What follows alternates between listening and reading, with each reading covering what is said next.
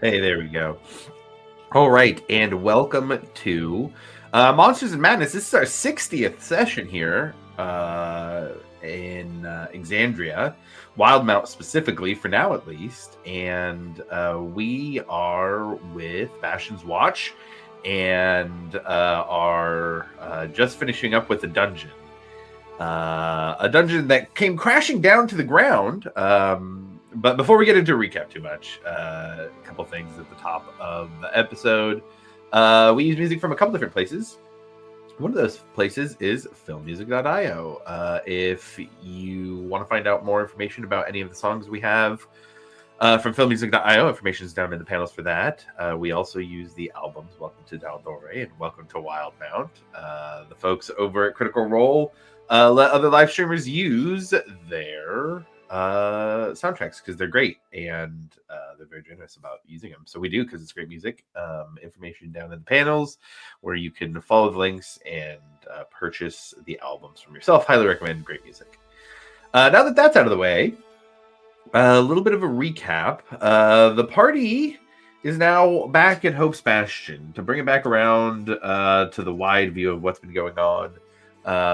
Hope's Bastion is a settlement in the Zemni Fields that has been started by the Dwendalian Empire to help deal with some of the situations that were happening in the area that were a little out of the ordinary.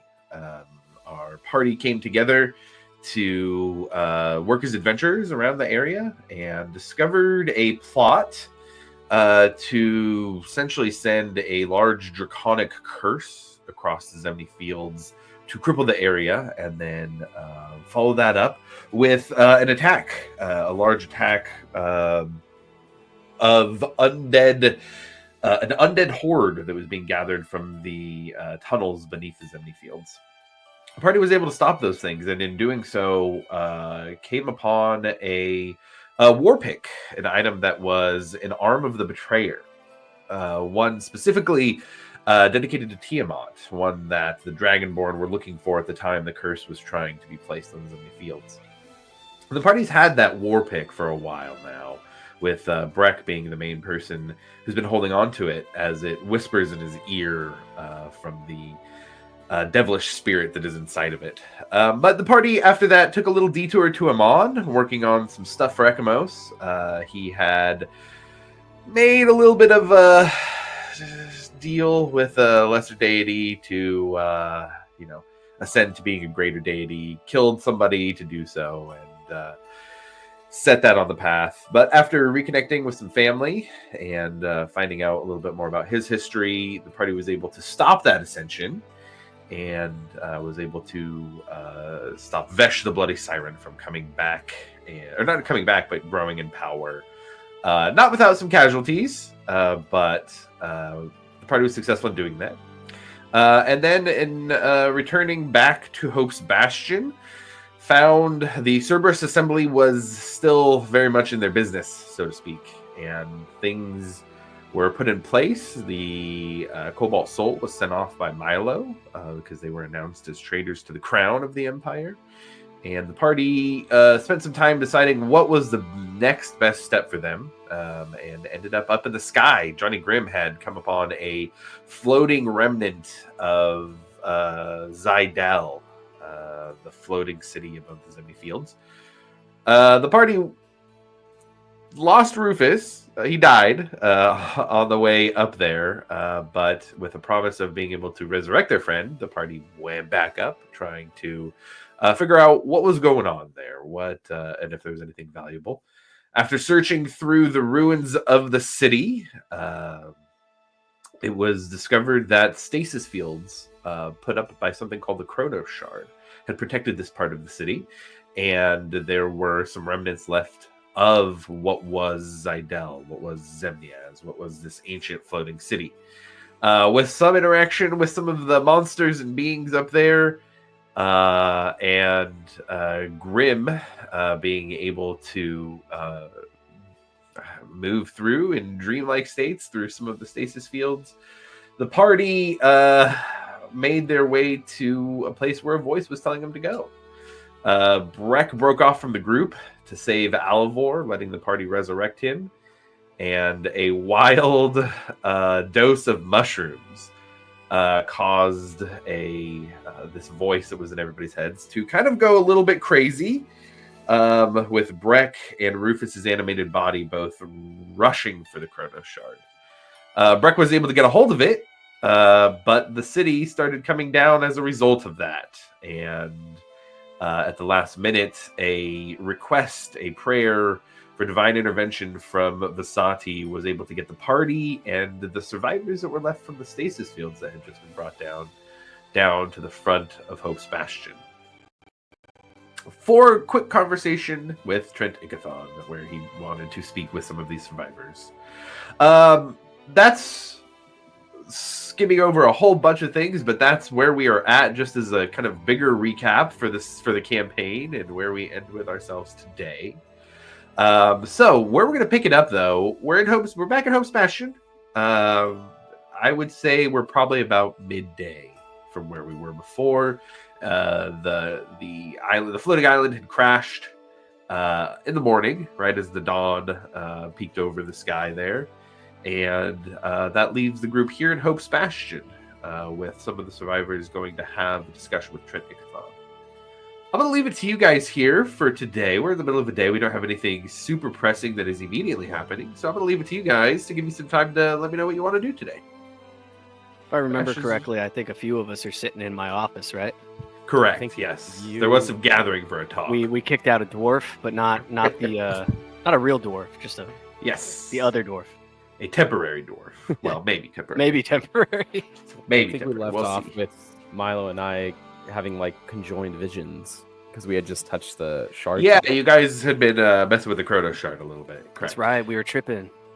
On the shard, and I think you saw me kill somebody in the vision. Yes, that was disturbing. Yeah, totally unexpected, but maybe we should talk about that. Maybe we should kind of nail down what those visions mean. I mean, we touched a rock and then all of a sudden we started seeing some stuff. I don't know if those things have happened or if they're going to happen. I'm sure you guys have similar questions. I just know, you said the vision was of me just killing somebody, right, Josh? Or when I was back with the guild? Correct. Okay.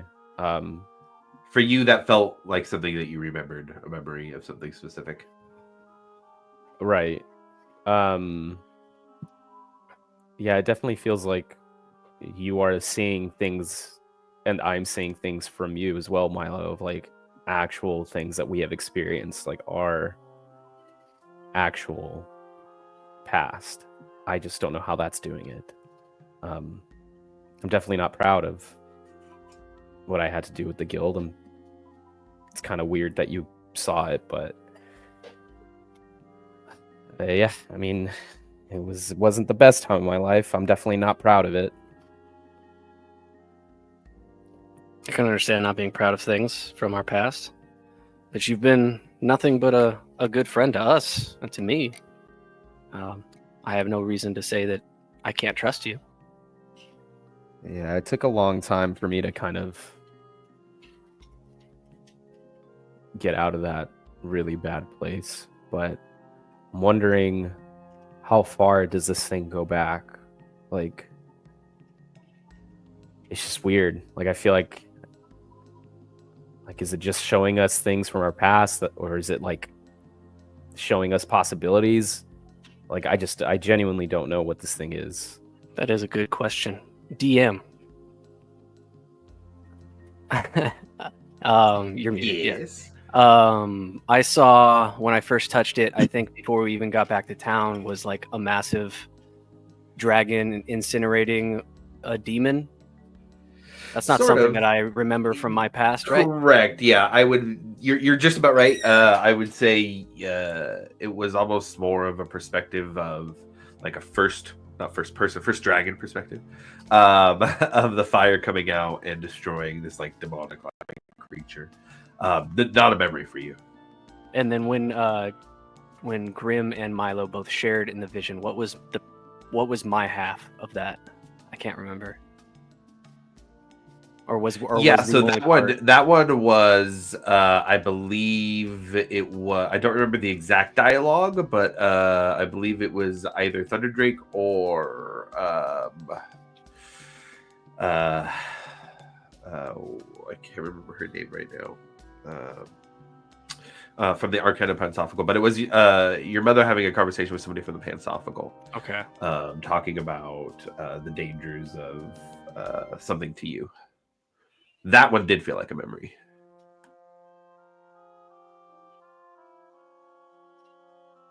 I don't know, from those two. It is called the Chronos Shard. Like maybe it can show us things from all over. It doesn't have to necessarily just be only our past. I have a couple of books I found that might be important. Oh shit, books? Oh, yeah, bring them out. You got books? I did, yeah. I found some books while I was hiding. I mean, I don't hide. I found some books while I was exploring. Right. Can I see them? Yeah. I think one of them was like level 10 spells you can use with the shard. Level 10 spells. 10th Level Magic was the name of that book. Can I have that one? I just want to look at it. Yeah, and then the other one was about the different things that were like on the island. Oh, okay. I'm sure that can come into handy too. Like the different creatures.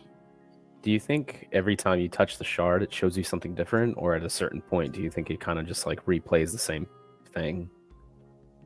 So far, we've touched it twice, or at least I have, and it's shown me different things. So I don't know if I touch it again by myself. I don't know. Easily recall the chest if you want to play with it. I don't know if that's safe, but hey, man, it's your mind, your game. What if I were to touch it? Gross. With my echo? Okay. I don't know if that will do anything different, but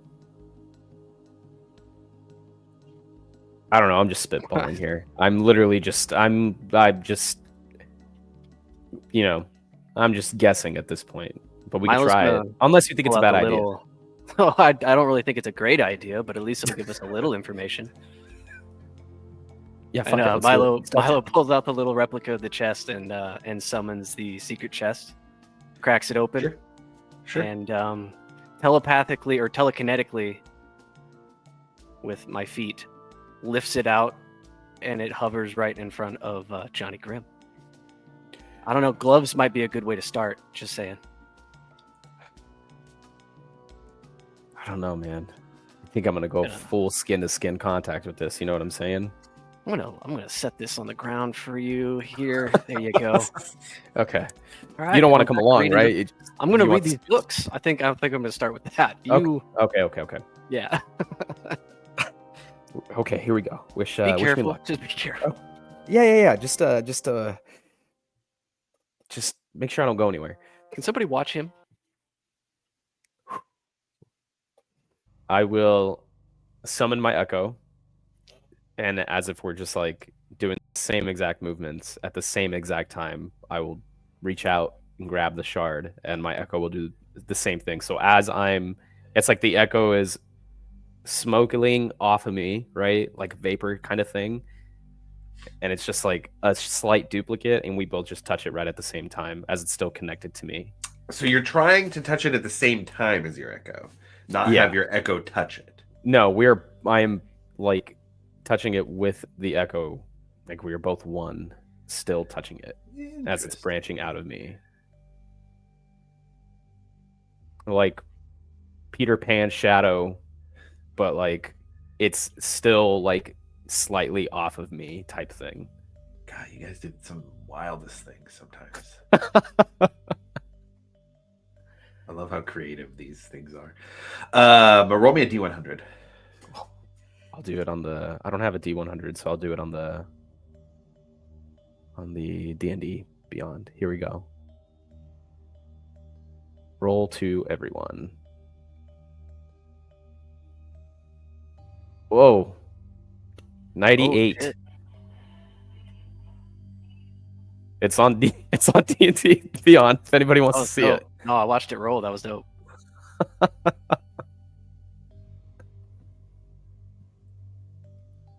This could either be really bad, really, really, really bad, or just kind of bad. Are you wearing your necklace? Yeah, I still have my armor on. I still have my necklace on. The whole shebang. Okay. As you reach out, both sides, so there's this like red, almost ethereal looking version of you, which is your echo. And for you, this has all been a pretty innate process. It's not like you've done a lot of book learning on how to create your echoes. It's more of just a Raven Queen thing that she has granted you the knowledge of how to do. There's not been any, there's no academic study. It's not like you've gone through the process. You know the mechanics of what you're doing. You just do it. So you don't exactly know what your echo is, but you use it to touch this shard. And as you touch the shard,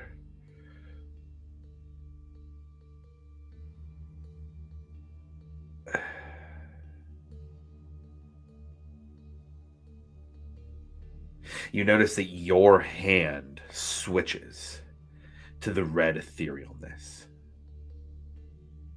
and your echo's hand becomes solid.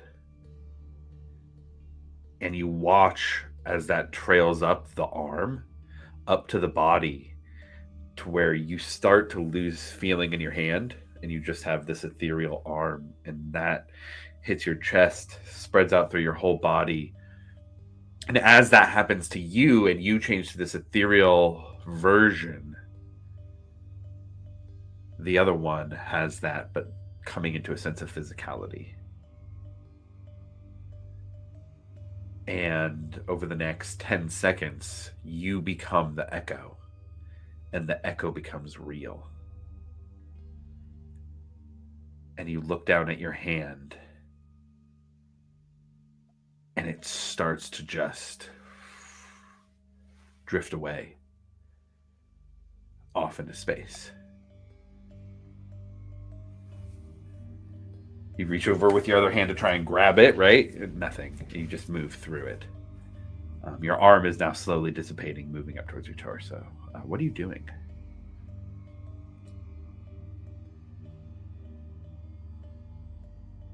So I'm disappearing.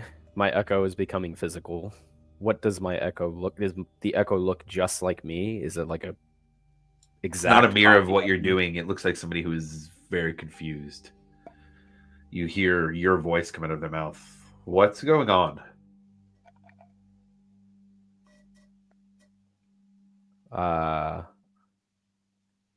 Can you hear me? Yes, I can hear you.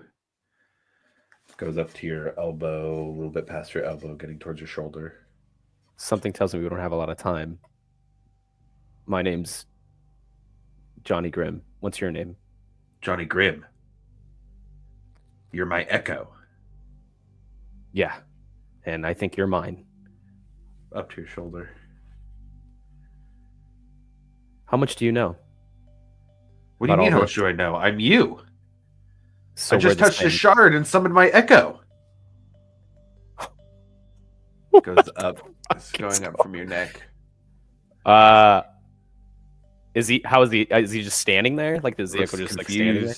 Let me ask, if you were in that echo situation, how would you be responding? If you just all of a sudden apparated and you looked at something where your echo was across from where you were just standing, how would you feel? Like if I was the echo that suddenly became physical, I'd probably reach out towards the new echo, just out of sheer confusion. Yeah, you do so, and you feel a little bit of physicality, but it's weak. You can push through it very easily. And you see that echo now as the echo who has apparated. You see yourself, Johnny Grimm, the you that was, fully disapparate.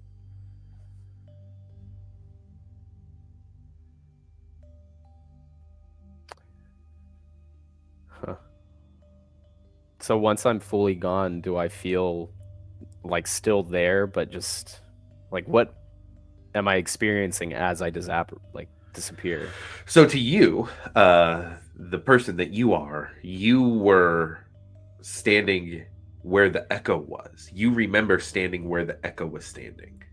Mm-hmm. And then all of a sudden you changed to being, I mean, it wasn't much of a change for you. It was almost just like you felt like this wave up and down, and you were looking at your echo on the other side, but it was not where the Johnny Grimm the party knows was standing. It's where you were standing. You're still here. Everything up before that moment's normal. But you're not quite sure if you're the echo or you're the real one. Oh, fuck.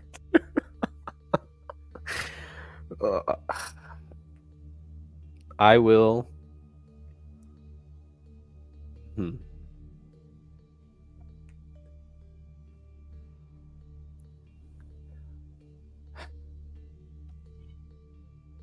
I'm going to.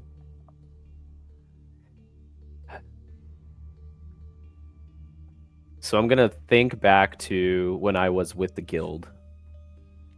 And I'm going to.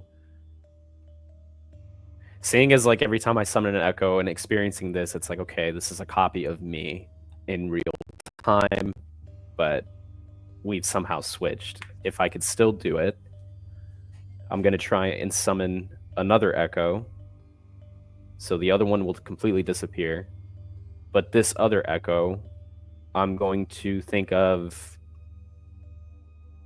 the time when I was with the guild.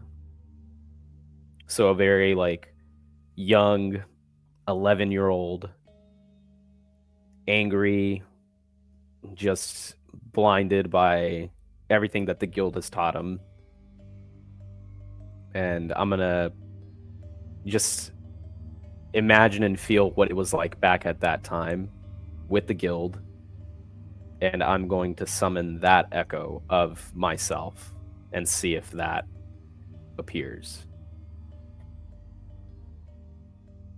Mechanically speaking, I think that's stretching the echo's abilities a little bit, but I like what you're doing. But I like what you're doing. Keeping those things in mind while you summon an echo. Roll me a D100 again, please. Fuck. Oh boy. Okay, here we go.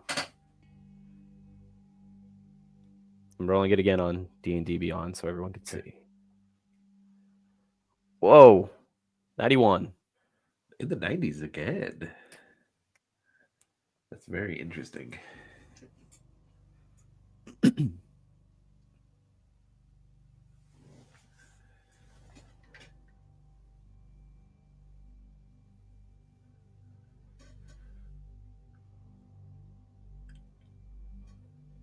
How are you approaching the shard this time?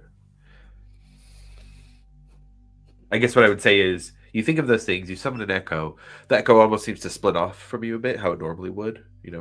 Normally it's kind of like from where you are, something just kind of steps out of that space in the same position you were in and goes to do the things you have them do. That happens like normal this time. How do you approach the shard? Do you continue to think of those things and touch it? And if you touch it, are you touching it together again? I think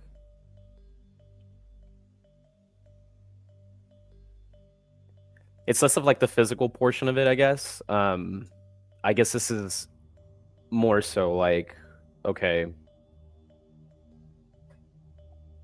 touching it physically at the same time, but I guess in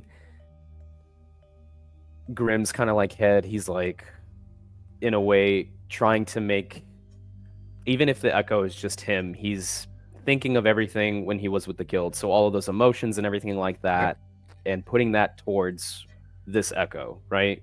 Sure. So as he looks at this echo is now reminding him of everything he did in his past with the guild, right? And everything he's tried to kind of escape from and kind of forget. Using the echo as like a physical image, like, of his past self, even though it probably just looks just like him. He looks at this echo, and he is now remembering everything. And as he touches it, so he can see it or whatnot with the shard, he just, after everything he's been through now and all of the friends that he's made and everything, kind of looking at this echo, remembering all of it, and kind of just like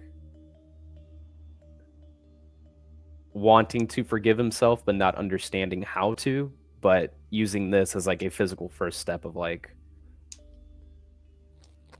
this, like, it's hard to describe, but more so like when you see this echo, when he sees it, he just like I'm gonna ask you to do something here. Roll me a religion check, and this religion check is going to be before you touch the shard. Okay. Here we go. Religion. Where is religion? +2.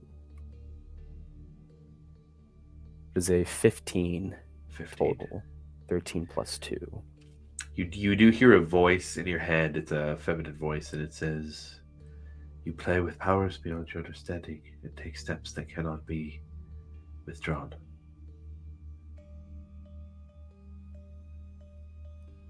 The powers that you use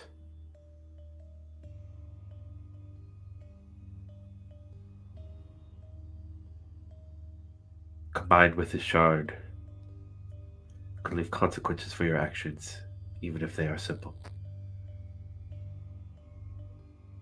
Proceed with caution."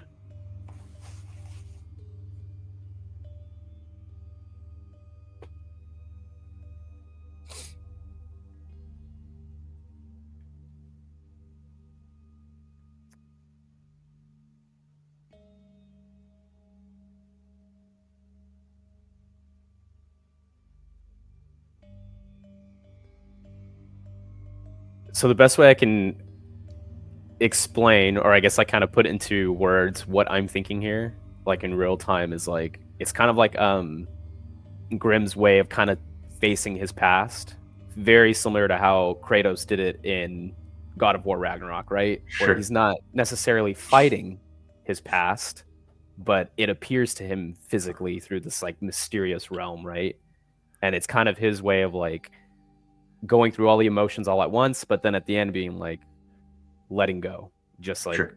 forgiving himself for his past and just wanting to be better for the future type thing. Sure. So I think after hearing the warning and not still realizing like what he's actually doing, he'll, I guess, still look at this echo, see the child he once was, who was blinded by hate and just very angry, and just look at the echo and go,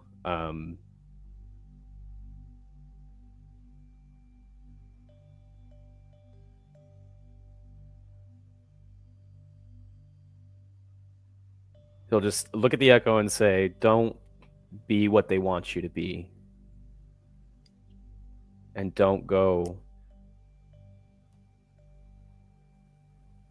looking for answers out of hate or looking for anything out of hate. Just be you. And the path will become clear." And I'll just step forward towards the echo, and I'll reach out my hand, like kind of like on its shoulder, and just close my eyes and kind of just like internally let go of that resentment, of that anger that Grimm has felt for himself in the past. And in doing so, kind of let go of this like almost obsession of trying to figure out who he was and where he came from, and just accept where he is now, who he has befriended, who he has found love with, and just in this moment just be like, accept where he's at and just enjoy himself in the present instead of constantly fearing or constantly wondering about the past. He'll just let it be. And do you touch the shard? No. Okay. And the echo looks at you. It still mirrors your movements here. And you feel a sense of peace. As you see the look of this echo change a bit, instead of being a mirror of who you are now, the clothes you're wearing now, it changes a bit. The armor becomes a little more assassin-like. A bandolier of daggers. Bandana kind of meant to look like it's something to mask your face. Your echo begins to look like the person that you would have become had you stayed with the League instead of rejoining Captain Dora.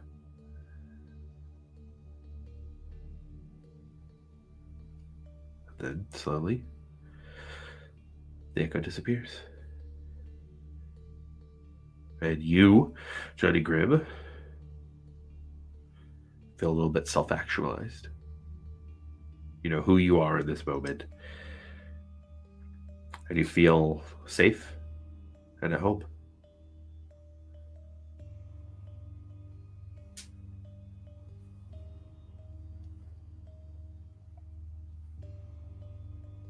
And the shard sits where you left it, throbbing with energy.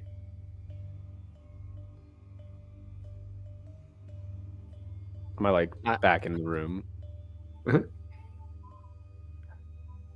Milo's kind of sitting cross-legged with his back turned to this whole thing, just reading the books, kind of humming to himself. What's going on back there, buddy? You find out anything?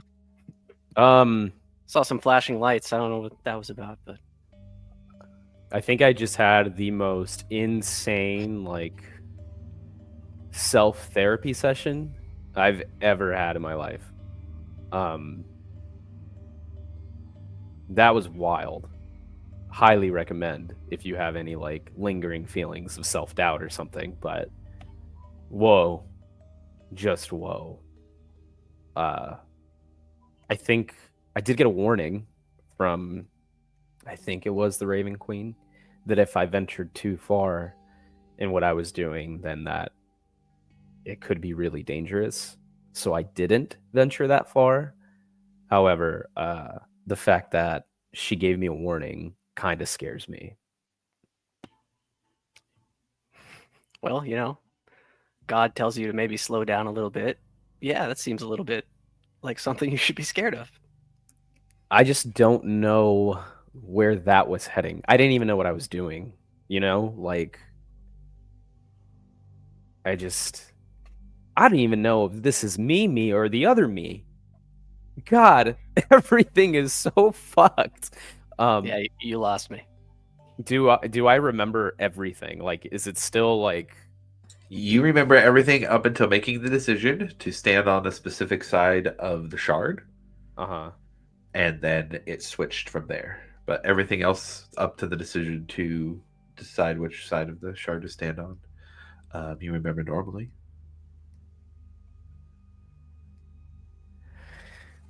I think I you know what? Yeah, it doesn't matter. Don't worry about it. All I know is touching it while I summoned an echo. Wild experience, super wild trip. But I don't think this thing just shows you visions of your past.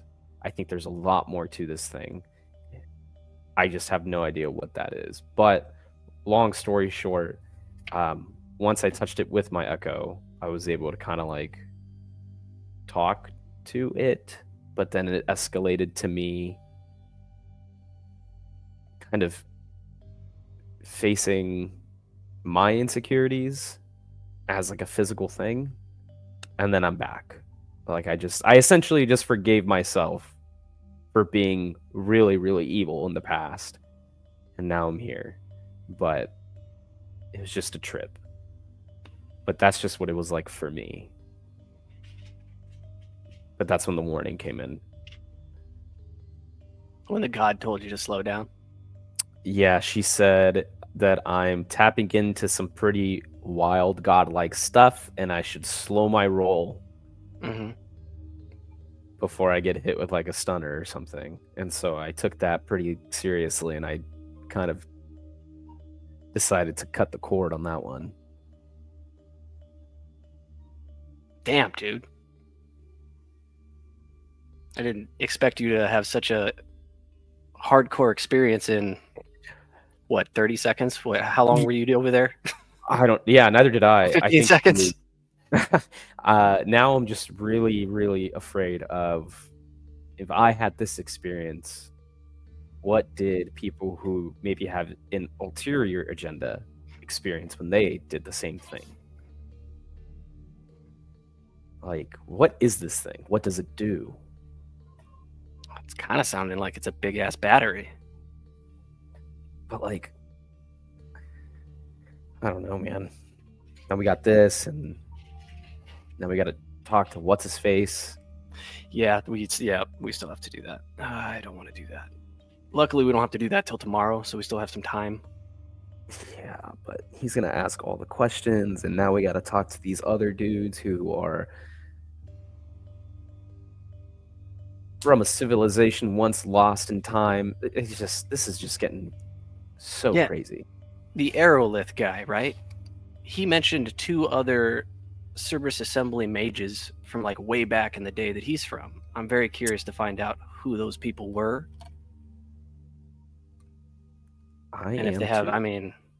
If they made it out of there alive, maybe that's something that we have to concern ourselves with too. So that I'm actually more worried maybe that we already know them. That would be wild, but I'm not unprepared mentally for that. Yeah, I mean, after I saw the founder of the guild I was in still alive, I wouldn't hold that out of kind of like the realm of possibility at this point. Because I don't even know really how old the guild is. Milo goes over to wherever Breck is napping and kicks him. Yeah, I mean, Egmo's fair. Breck, I would assume you guys are all in the room too. Please feel free to hop in as much as you like. I feel like I was kind of just glossed over during that whole thing. And I'm just like... So nobody watched this man while I was... All right. We were just eating your food. I'm surprised on there's that flying anything around. left. How do we even know he's the real Johnny? He did some weird fucking swaps. So you did watch him do that entire thing? Oh, 100%. Yeah. Egmos, roll me an Arcana check, Egmos. Yeah. Why are you waking me up, man? It sounds like somebody was watching. Hey, we're discussing some important stuff. I just wanted to, let you know. And if you decide to go back to sleep, man, I won't bother you anymore. Honestly, I grabbed the shard and saw a bunch of stuff when I pulled it out of the thing initially. Yeah, that's why I brought it back to you guys. I saw all sorts of shit. So much stuff. So be warned. Oh, yeah. Oh, yeah, no, we're past that point now, I think. Okay, how'd that Arcana check look? 23. 23, pretty good. Ekmos, yeah, you've been doing a little with the 23. I'd consider that having done a little bit of research into Dunamancy, especially having Milo looking into it, you guys working together a bit, and having had Zarm around and had him go with you guys, especially on the last arc of the campaign. You've done a little bit. You would have heard just the most basics of Dunamancy and what Echo Knights can do. Zarm would have told you some stories about the Echo Knights in the Kryn Dynasty. That they were able to tap into time in a way that was a little bit different. It's not that the wizards couldn't do this, but they found combat applications. And what Echo Knights are is actually pulling from a different timeline, a different iteration of yourself, and using that version in combat. So the echoes that Grim uses are versions of himself that he pulls in and actually will fight with him in the ethereal form. You saw Grim's echo become Grim. You saw Grim become an echo and disappear. Fucking weird. I don't know. Fucking weird shit. I would say, I guess you're not sure if this is the same Grim that was just in the same timeline with you guys. If this was one that was pulled from a slightly different timeline, a largely different timeline, or what? Oh, Alright, I hold on, bury hold on, Echo. hold on. You're not I'm sure a- if this is Grim. Echo The same or Grim. Echomus is gonna reach into his coin purse and pull out one gold coin and put it behind his back and be like, which hand has the coin? What? Cause you're some like time traveler guy. I don't know what's going on, dude. Look, dude, all I know is I spoke to the Raven Queen. Which hand has the coin? I'll summon an echo right behind him. And then swap places real quick to see, swap back, and then I'll answer the question. What hand was the coin in? It was in my right. I'll say, your right hand. What the fuck? And I just freaked the fuck out. Look, what? What is it? What? I don't know, dude. What? I've never seen this stuff before. Okay, so I'm kind of freaked out. Would I know what it is, or am I just like going based off of like pure like, oh, I felt different because of the Raven Queen, and I just Yeah. started doing it? Yeah, and kind of the way you had described taking this on was more of like a dedication to the Raven Queen, having a little bit of godly power to give you these abilities, not an academic study kind of way. Right. Normally, there would be a little bit of like training in academic study, but in this case, I think the way that you came upon it in game, you wouldn't know a ton. And most of your research has been on specific things in the past, not on the Magic series. Look, dude, all I know is that I felt different after I spoke to the Raven Queen, and just started happening. I don't know what Okay. this is. Wait, what do you know? I don't know shit, but it's fucking You seem weird. like you do. You tried telling me what coin this is. What Yeah, is I that don't know. about? All I saw was you. I saw your echo maybe once or twice through this whole experience, right? And it shows up, and then you guys swap places, and all this crazy stuff happens. I don't know. Wait. So you saw that too? Like, Yeah, you, I did. You Yeah, I'm noticed over that. here. I was just chilling, and I saw you touch the shard with your thing, and some weird shit happened. So I'm trying to figure it out if you're even the real Johnny. Dude, I don't think I am. I am, but I'm not. I think I'm gonna put the crystal back in the chest. No. So this is what I felt, right? So I'm assuming now, Josh, correct me if I'm wrong. Everything that I have experienced is just from Echo Johnny, like becoming physical, being like, "What the fuck?" Seeing now Echo Johnny, new Echo Johnny, being like, "What the fuck?" and then flying away. So I am now Echo Johnny, but still Johnny, just from a couple seconds behind. I think that's what's happening. I don't know, dude. Look, I think it is me, just not me. I remember everything. I experienced everything you experienced. I think this is just some weird. I don't know. I don't know what it I don't is. like it. Honestly, I'm not even gonna try and explain it. I don't know what the fuck. I just know that I was able to do this after talking to the Raven Queen, and that's it. I have an answer, and it's don't think about it. I like that. I don't Is know, it like still I said, sitting you know, out? No, that's a. I mean, That's a do you want me to pull it out? I was just gonna try something. Oh God, here we go. I don't have any time traveling abilities, so I don't think we need to worry about that. I don't have time Yeah, traveling I didn't even think abilities. you I did either. I literally just summon a shadow of myself. That's it.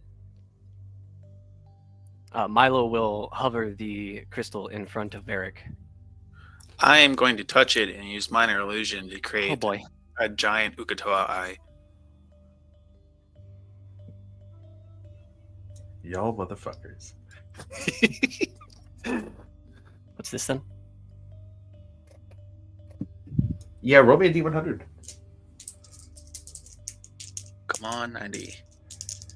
Minor illusion in it. Ukatawa eye. My God. 95. What are you guys doing? What are you guys doing? Making you work. Here.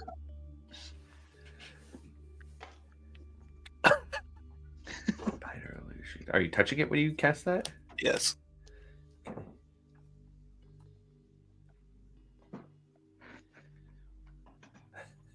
Oh my God.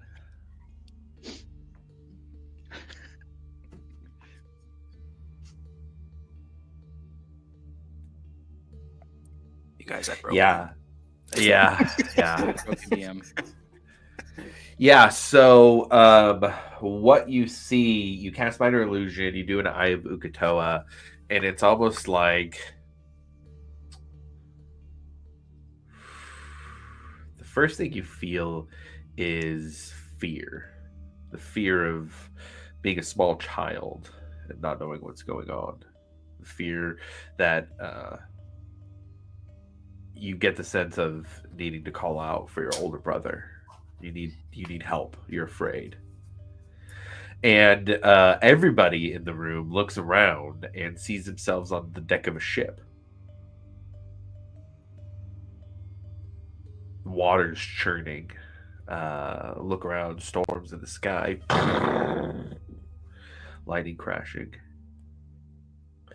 And what you see is this large serpent-like creature. I mean, massive, monstrous, largest living thing you've ever seen, with a large eye on the side of its body. And you just see the kind of up and down of one of the sections of this large serpent-like beast. And you see it kind of circle around, come under the water, and then for the first time ever, and all these images, all these visions, all these things that you've seen, you've only ever seen the eye, but you see the head of this monstrous beast come out of the water, just dripping. Like, you know, what a person getting out of the water, you'd get like a gallon of water that's falling out, millions of gallons of water as this it gets displaced and then falls down this creature as it goes up and looks to all of you on the boat.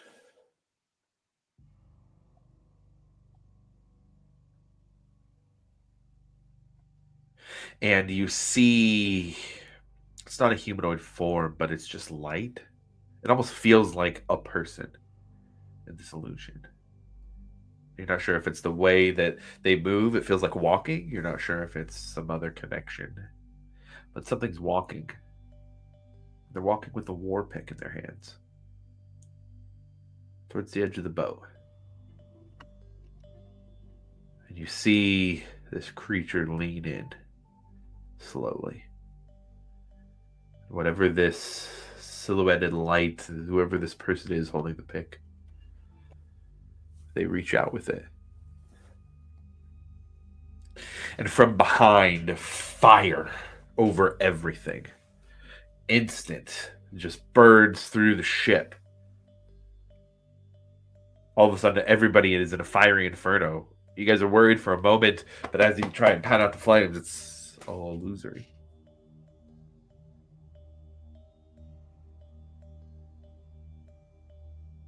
And it disappears. You're all back in the room. This silhouette, was it at least possible to see like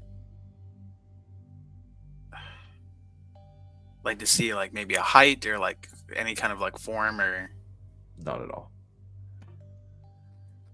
I say silhouette. It's more of a shining light. Okay. An oval shining light. You get the sense it's just a feeling. It feels like it's someone, but it's almost like a block in a dream that you're trying to remember. And you said we are all experienced that just now? You all experienced it together, yeah. So thank you, Varric. I guess I'll process that at a later time. Giving us PTSD of this shit, dude. Didn't we deal with PTSD? Just throw it on the stack. Thanks for adding it on now. I know you got your shit dealing with, but you know we took the boat to get over here and we had to deal with that shit and now we got to see it again. Thanks. I mean, I'm the one who just re-experienced childhood trauma, so yeah. Thanks for Make sharing. me feel better. Yeah, we all Yeah. felt a piece of it, so yeah. You're not alone. It's okay. just wanted to share. You want to talk about childhood drama and then Ekmos is gonna try to reach for the shard. That's when I leave. Damn, he moved so fast.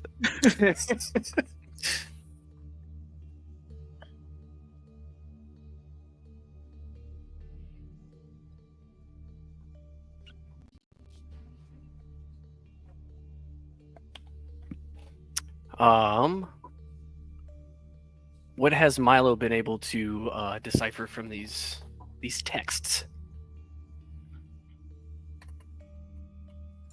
Oh, sure. Milo's a quick reader. I've given some descriptions of the things before. There is on the creation of hunters. Without going over all of the specific details, it talked about creation through experimentation, madness through immortality. They're not able to harm another hunter. They have each some memories. They're perfect soldiers. Talked about the nullifier, the reverser, and the absorber. Three creatures from that were experimental hunters from Aor. 10th level magic. I'll give you guys a recap on. You read through it. Same thing that Breck found. One passage in particular stands out.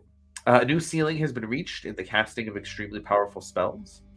It was previously thought that the mages could only cast spells up to a certain threshold, and the power that was needed to fuel anything beyond that was too much for mortal beings to wield, and magic that powerful was hoarded by the divine. The endeavor to craft and cast 10th level spells had been abandoned after scores of mages died attempting the feat, their bodies unable to hold the pure magical energy that was needed to cast the spell. But the flux crystals have proved to be the key to unlocking higher level magic. Used for storing magical energy before, the large crystals were able to hold as much magic as any one mage could conjure, but no more. Their capacity has expanded exponentially. This allowed them to work as storage devices that allowed the Zemnians to craft a city of wonders, not needing the active magical upkeep to power the city, but instead had a more industrious approach. The Chrono Shard proved to be the key to upgrading those crystals. A small charge from the shard allowed these flux crystals to hold immense levels of power, and it can be manipulated to help fuel spells and even restore magic energy without rest. The magic seems to occupy the physical space of the crystal and somehow sends the overflow to just before and just after, occupying multiple places in time that is then brought back when needed. When applied to devices that require magical power to run, these crystals offer a long-term solution. Having many mages add power that is enough to fuel the city for decades into the future, maybe even centuries if we can improve on the process. For now, the mages working on the 10th level magic are keeping the details of the spells they are crafting to themselves and have sequestered themselves away in the Acropolis, assuring the rest of Zidel that they will share what these amazing works of magic can accomplish.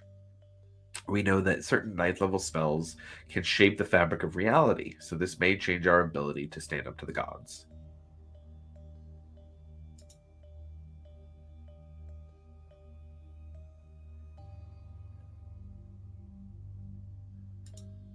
And then third book was Unity of the Curse. That was not a book. It seemed more like an essay on the creation of a curse that causes those who have it to take on the physical traits of certain animals. It started on the purple forests of eastern Wynandir and spread out through the continent from there. It talks of twisting the magical blood of the cool Tavir.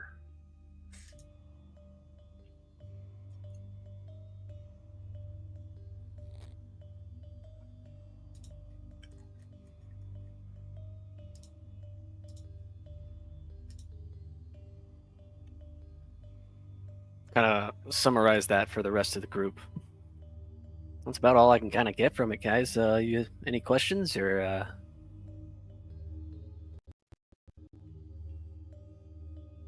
I know, right? Pretty heavy stuff.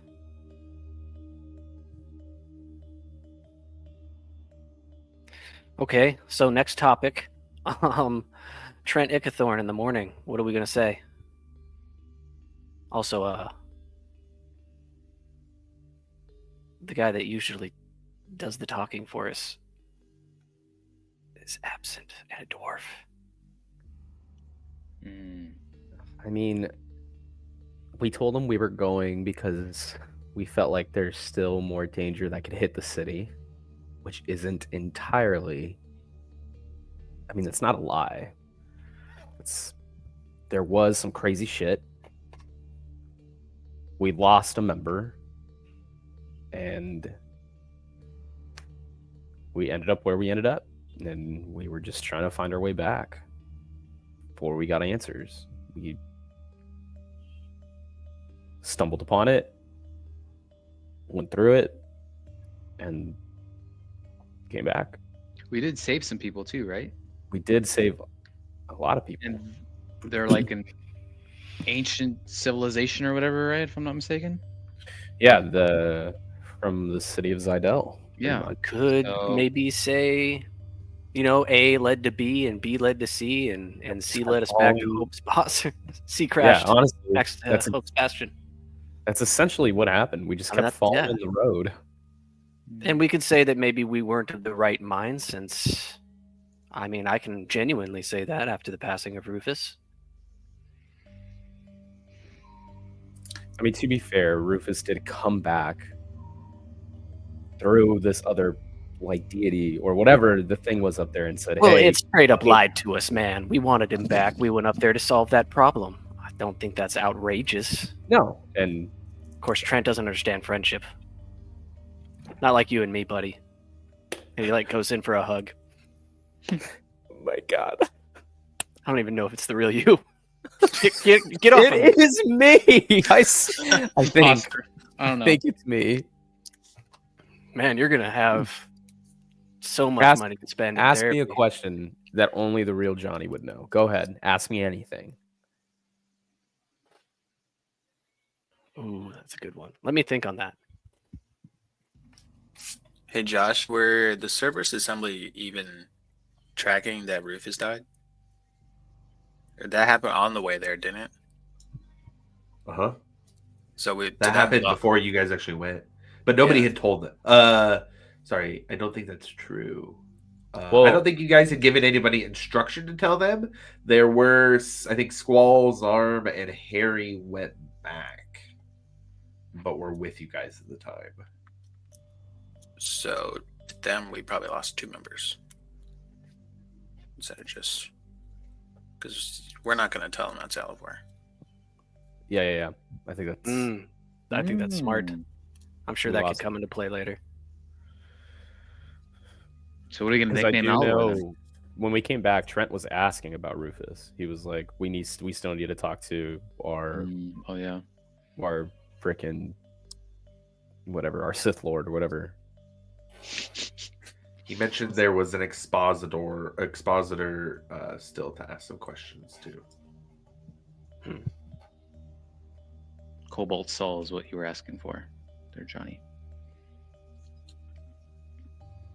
Wait, he was saying there was an expositor that he still had to question?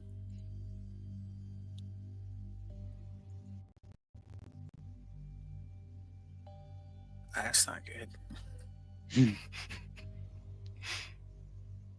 I mean, either they caught another one or they brought one back to life. Wait, what happened to?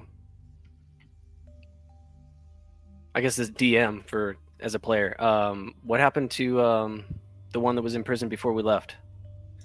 Varric went all Gallagher on her. That's right. Okay. Now, okay, we're good. That's what I meant, man. So Totally either tracks. they got We're- it, either we're they caught up. caught another one, or they brought one back to life. That was like real quick. That was quicker than the Goblin quick. That was very quick. Very Yeah. quick.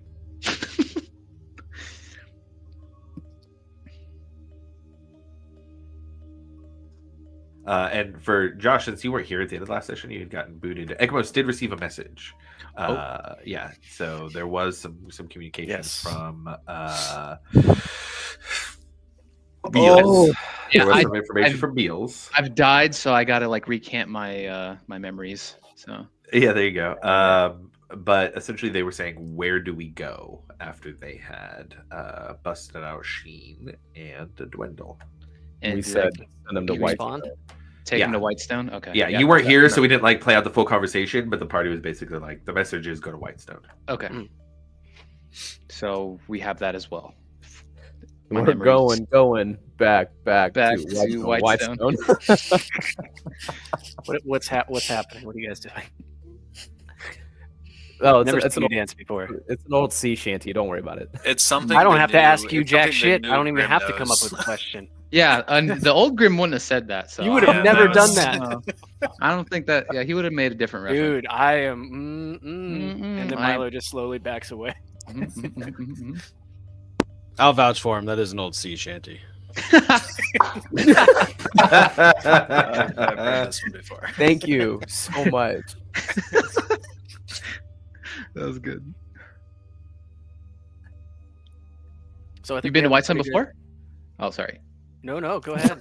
I have never been to Whitestone. I am kind of excited. Isn't got there some like a Things some going on. famous people over there too? Oh, fucking yeah. I mean, the hierarchy's pretty famous out there. Mm. I'm gonna go check on Vasati.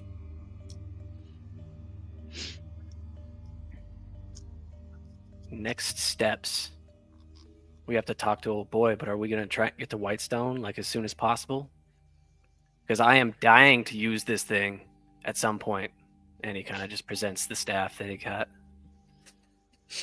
Come on, guys. It's gonna look cool. I don't even know if we're gonna be able to see it, but we'll ask when we get back. I think, yeah, I think we have to go to Whitestone pretty quick, but we also have to try and, because then this conversation with what's his face is going to be most likely intense. And Yeah. Damn. I just don't know how that conversation's going to go. I think we could either do it one of two ways. Either nose goes, or we could just make Varric do the talking. Either way, I'm good. There's also, you know, I have heard this in the past, but it's easier to ask for forgiveness than permission. Maybe we just go and we don't talk to him before we go. How bad does that end up? Well, Does that look bad on us? Because we You just could got probably back follow us. city To be falling quite out of honest. the sky. I think it'll look pretty bad. Oh yeah, absolutely. But at this point, So- are we all? Do we care? Well, I don't think we're ready for that yet. I'm still pretty tired, dude. I'm also pretty- yeah. I'm not leaving this office, guys. This is it for me this evening. Mm. Take what you want. I don't care anymore. I think we tell them exactly what we set out to do. We set out to make sure after the attack happened that there was no other threats. Sure enough, there was another threat, and it killed one of our friends. Mhm. We lost Rufus. After that, this disembodied spirit took over Rufus, said, "Hey, come up here and I'll help you." And in our moment of grief, we trusted it, and we ended up where we ended up. We figured out, oh, bad idea, and we managed to dismantle the evilness while simultaneously saving a whole city. And now we're here, back, and we also lost Alivor.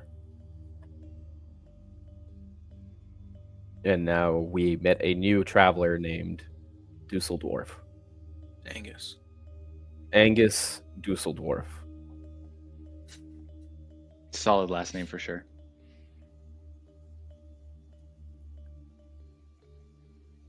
Are we good with that? Can we go to sleep now and then hit it up in the morning? What's up, dude? What's your rush? What's your malfunction? I'm very tired, dude. You said it was midday, right? I was midday. Oh. Shit. But you Oh. guys were up through most of the night, so if you guys want a long rest, that's totally in the cards. So, as long as Varric's cool with saying all that and then kind of doing whatever Varric does, I'm totally fine with that. Watch the words. Varric will do Varric things. Yeah, but he does it in a way where it's like Pretty cool. whatever. Yeah, it's pretty cool. Like, who am I to question it? You know? See, how would I know Varric is cool if I wasn't the real Johnny? See, that's the Oh, wrong man. Johnny would have said that to cover himself. So I don't know, Oh, dude. It's still, Whatever. I don't know. It's just intuitive recognition or something, but you just feel wrong. That is probably the most hurtful thing you've ever said to me. That hug was weird, and I did not like it. Do I feel different? What is it? I can change. I could change. Milo, you study chronergy and Dunamancy. Roll me an Arcana check. Oh shit! What have I done? Dirty 20. Not even the real. A dirty 20? Oh, Don't even interesting. talk anymore. Let me see something real quick. Oh my god! No, really, what did I do, Josh? Tell me.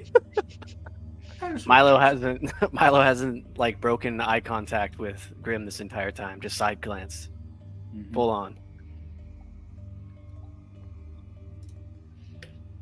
Although, what chronergy spells do you know? What's your spell look like for chronergy spells? There's the one I was looking for. Specifically, you do have it. Imposter among us. Dude, he's looking at your goodies. Yeah, Fortune's favor specifically. You have messed around with Fortune's favor, which changes timelines a bit. Yeah, Grim does feel a little bit different. It's just incrementally. No. It's just so incrementally. It does feel like there's that matters. Yeah, that residue of a change. In particular, Zarbs are just some of those rings that run around the ley lines of the body, and there's just the slightest difference there. Suspicious. It's not different in that there's anything wrong. It's not like a curse or anything like that. It's just different. Interesting. Yep, he's gonna kill us in the night. 99.9% the same. Why are you guys giving me this look? Like, do I have something on my face? Like, what is it? You didn't see what I saw. I did though. I just told you what happened. You forgot. I told Milo the whole thing. That's what. And then I forgot you guys were in the room. No, that's something an Echo would say. I don't know. If you know anything about this, please tell me, because I don't. I don't. It just looked really weird. Czar mentioned a little bit of it, but it's still What weird. did Czar mention? That it's all the same but different. What? Something about timelines, and it's all one life, so you could be the past or future Johnny. I don't know, dude. That's what's weird. So you've seen this, or you've been told about this before. So this isn't something like the Ravenkin was just like, okay, here you go, you could do this now. Like, this is an actual like thing. Milo knows more about it than me. I've just seen you do it, and that's it. So that's why I'm freaked out.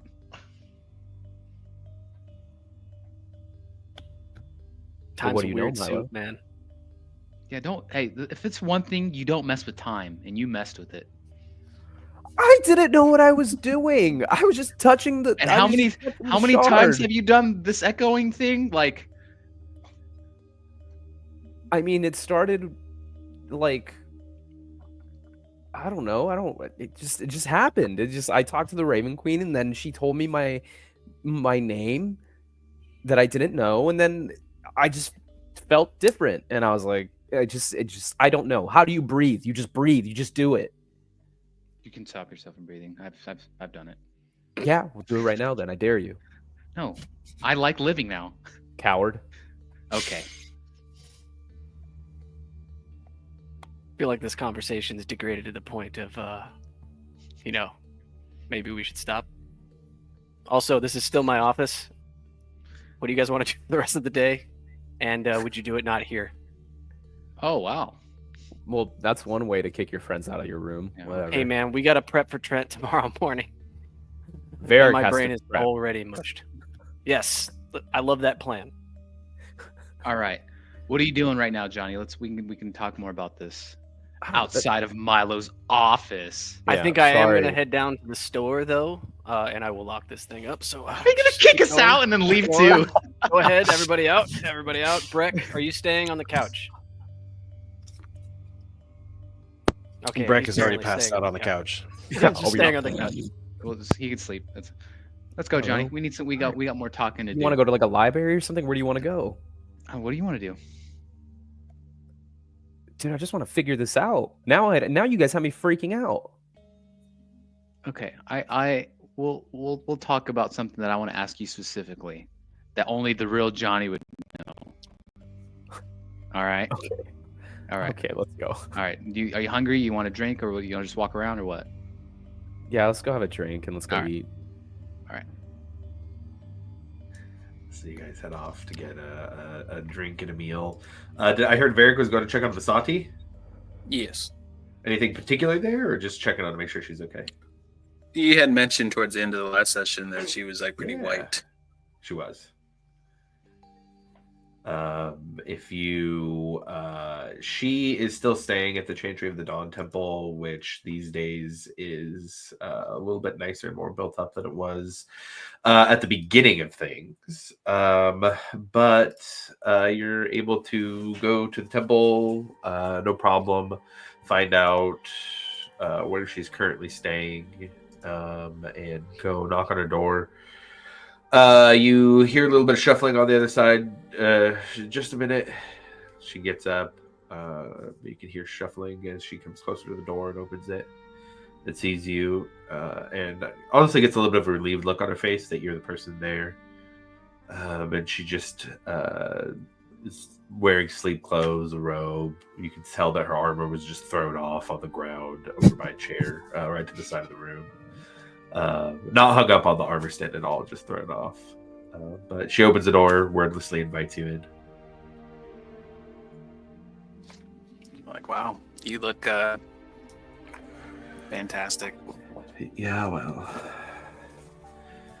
I've probably looked worse once or twice, but that was quite a mess we were in up there. Channeling the power of a god will take it out of somebody. Yeah, you're quite the hero. No, the Dawnfather again came to our aid, as he has multiple times in our journeys. I respect your decision to follow the Moonweaver brother, especially with its ties to our family, but I think especially now, I will be in the Dawnfather service for whatever life I have left to give. I think as she's talking, he'll start like picking up the armor and putting it where it's supposed to be. Yeah. She just kind of goes and sits at the edge of the bed while you do it. Yeah, so I mean, mainly just wanted to make sure you're doing all right, but I did see something peculiar once we got back. Don't. Like, She says don't. I mean, it could be nothing. I haven't checked it out yet, but as we were all getting back and just kind of getting settled, I could have sworn I saw something or somebody with black wings walking into the assembly. You see her head snap up and look at you just right in the eyes. Cetrus? Maybe. Did you see other feathers? Was it an Aarakocra by chance? It was the briefest of glimpses. Shit. I thought he was dead. He left. God, that was such a mess. That's right. Well, who the fuck's side do you think he's on?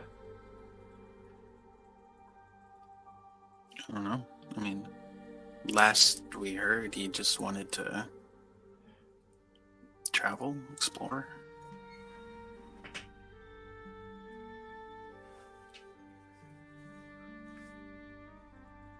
If it's him, I'll find out. I'm starting to put a network together of citizens to help keep an eye on things here.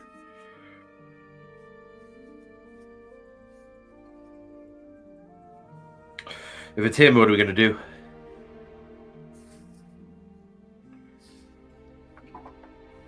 Just talk and see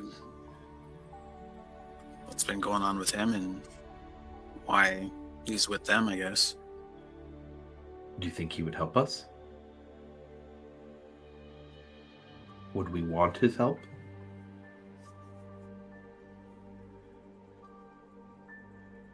I mean, I don't see why not.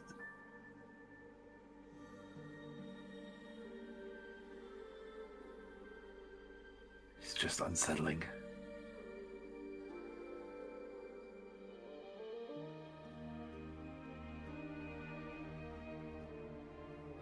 I suppose it's not a time to turn down allies. If that's what he is. Hope that's what it is. It's not the kind of group I would like to see somebody hanging out with.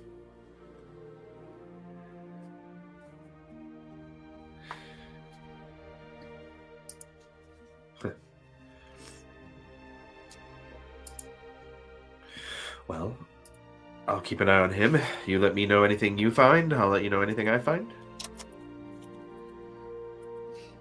I will. You should get some sleep. Well, I was fucking trying to. And she just kind of goes up and lays down and covers up and doesn't say anything to you. Before you even have a chance to leave, she's asleep again. We'll head out. Okay. Middle of the day. Rather bustly. Looks like there are some people gathering carts. Some military, some citizen. Looks like there may be people going out to the ruins to that crash down, see if they can start to gather things.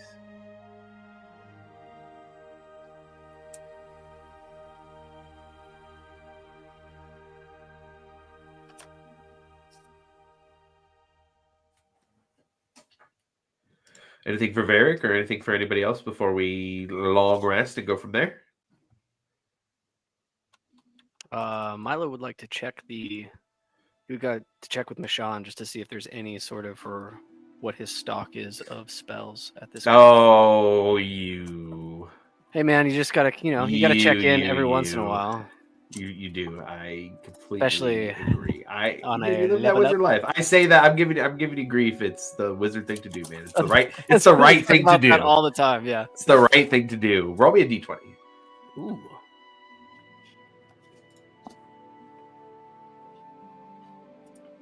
Lucky 13. Okay.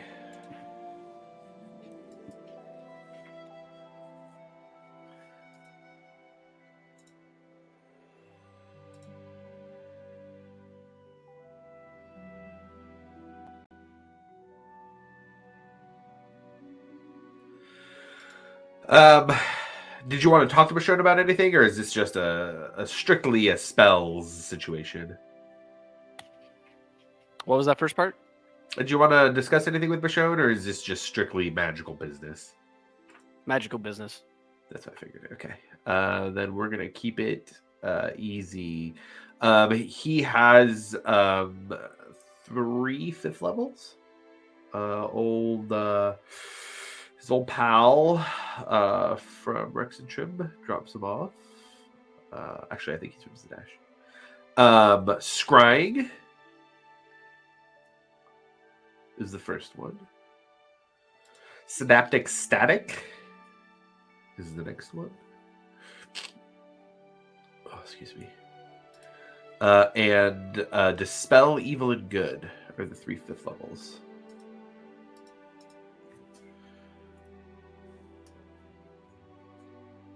For your lucky number 13. There is also Arcade Eye at 4th.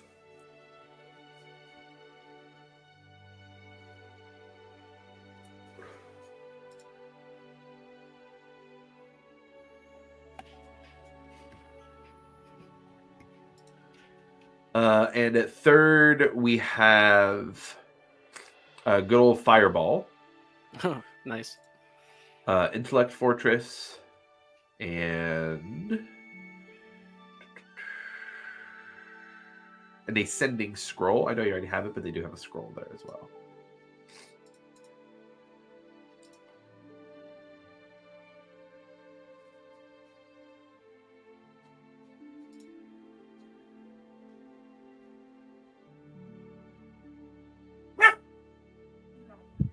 Yes, I know. I was just about to ask. How about those prices, Josh? I would say, let's see. It is at the very least, what's his face? Michonne, so that's good. Excuse the sniffle there. It's for the good of the settlement, Michelle. I know, right? 5th levels, let's see. Here we go. He's gonna ask for my soul. Just watch. 5th levels, with a 13, I think we're looking at like 1250 for each. 4th level, we could go 500. The 3rd's at 300. And if there's first or second levels you want, if there's first or second levels you want, shoot me a list of what they are. 1250. You know, for 5th level is what I was just quoted. 1250 for a 5th level, yes. So 1,1200 or $1,250 for a scroll. $250. All right. And that's not the cost to transcribe it. It's just the cost for the scroll. All right. Hey, Michelle, what's your payment situation? Is there any kind of deferred payment, like take now, pay later situation? You got credit going on? No, man, I need my money for my spells. Yeah, that's what I figured. I'm gonna have to go talk to my friend, so I'll be back later. Okay, cool. And I'm gonna head back to the office. Zay Milo, good to have you guys back, man. It's always nice to be back, man. It's definitely good seeing you guys again. Yeah, man. Well, pay for your shit. Yeah. Thank you.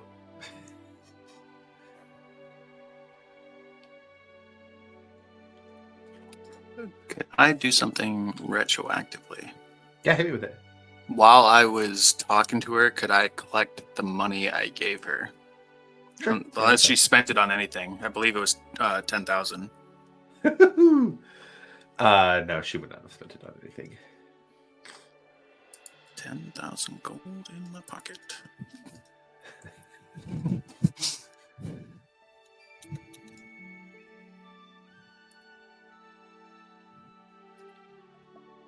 And unless anyone else has anything before the long rest, there is one last thing I'd like to go do. Sure. I do have a couple things.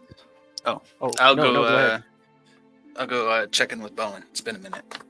Yeah, sure, absolutely. You go check in with Bowen, and the smithy is nice now.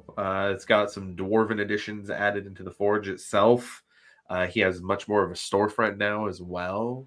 Looks like he has hired on an apprentice and has somebody tending to the shop. So probably about 2 to 3 times the size of the building. He sees you, gives a big smile. He doesn't say anything, though. He just walks to the back when you come in and comes back up. And there's the old hammer that you used to make nails and little stuff out of.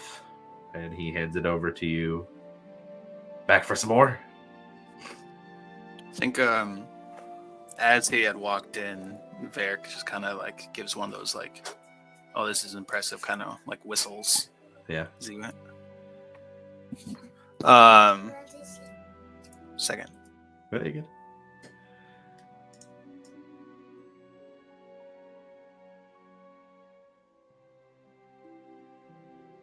A small gnome from the Nimblefoot clan approaches Varric as he's in the shop and tugs on his armor. I heard you're Varric! You're the one who came out to the Nimblefoot clans and was pulling his attention before talking to Bowen. Yeah, he would just say, yeah, it's been some time. Whatever you need from me. There is something I'd like to show you, though. And he will summon Luminous and show him.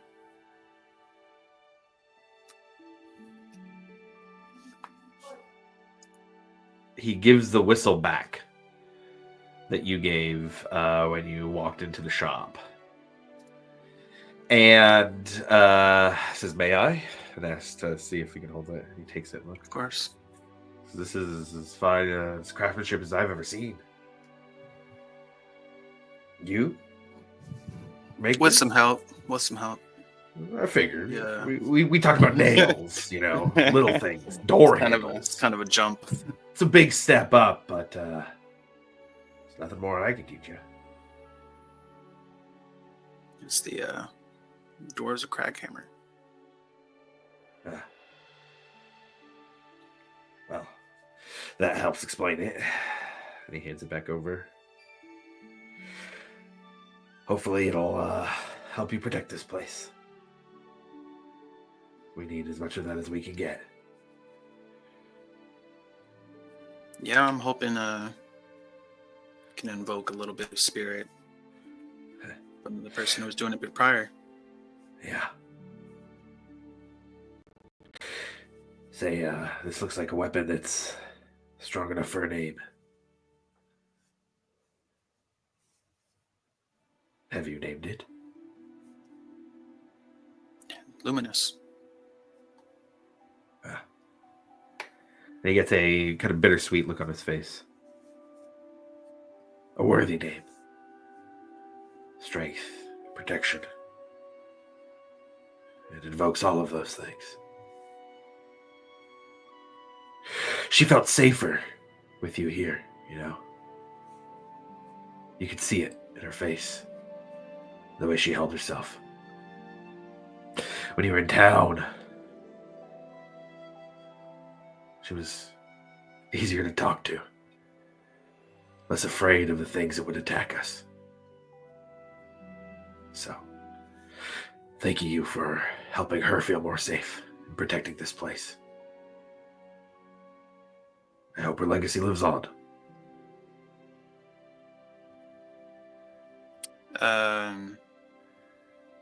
Varric doesn't say anything. He just kind of gives a nod and says, so nails or... Nails. Yeah. Always need damn doornails. Don't make them too fancy, Mr. Trained by the Dwarves. And you go back for a nice, restful smithing session with Bowen and his new apprentice, who's a real shit.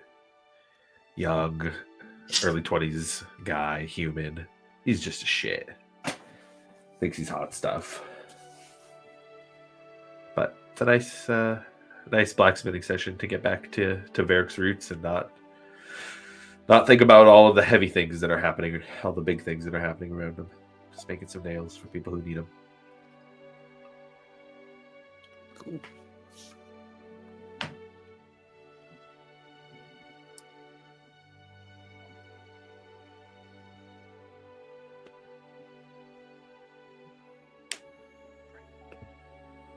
Milo? How much gold do you have? Frick.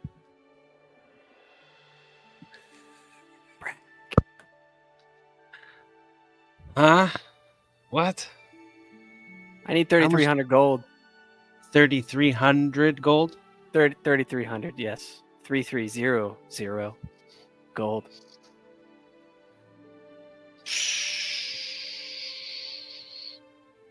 No. But I let you use my couch.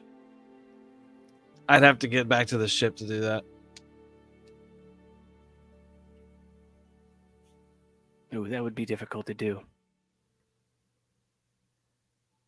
Well, it would be too difficult, actually. No, it's up in Icehaven, I think. Yeah, it's. Yeah, I know, but I got this new cool staff. Maybe we could make a detour soon. But there's a couple of those spells that look like they might be able to help us. One of them, Scry, for instance, allows me to look at very far distances upon and listen to pretty much anything that we want. There's also something that allows me to dispel some pretty evil stuff and send it back to wherever it might have come from. I've got 37 platinum in my pocket.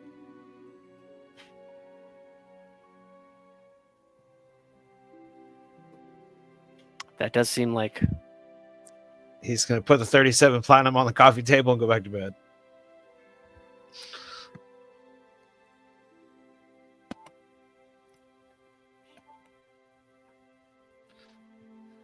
Because if you ask me stuff while I'm sleeping, you get it. noted. It just kind of looks over at Breck and then looks over at the platinum. Breck. All right. 30. He takes 33 of the 37 that was there. And and races to Michonne.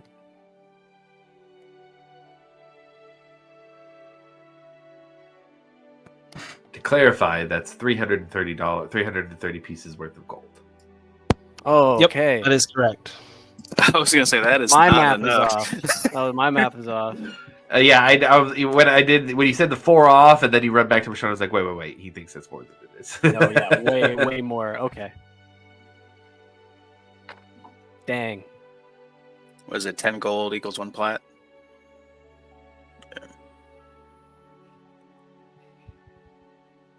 No, he leaves the he would leave the platinum there and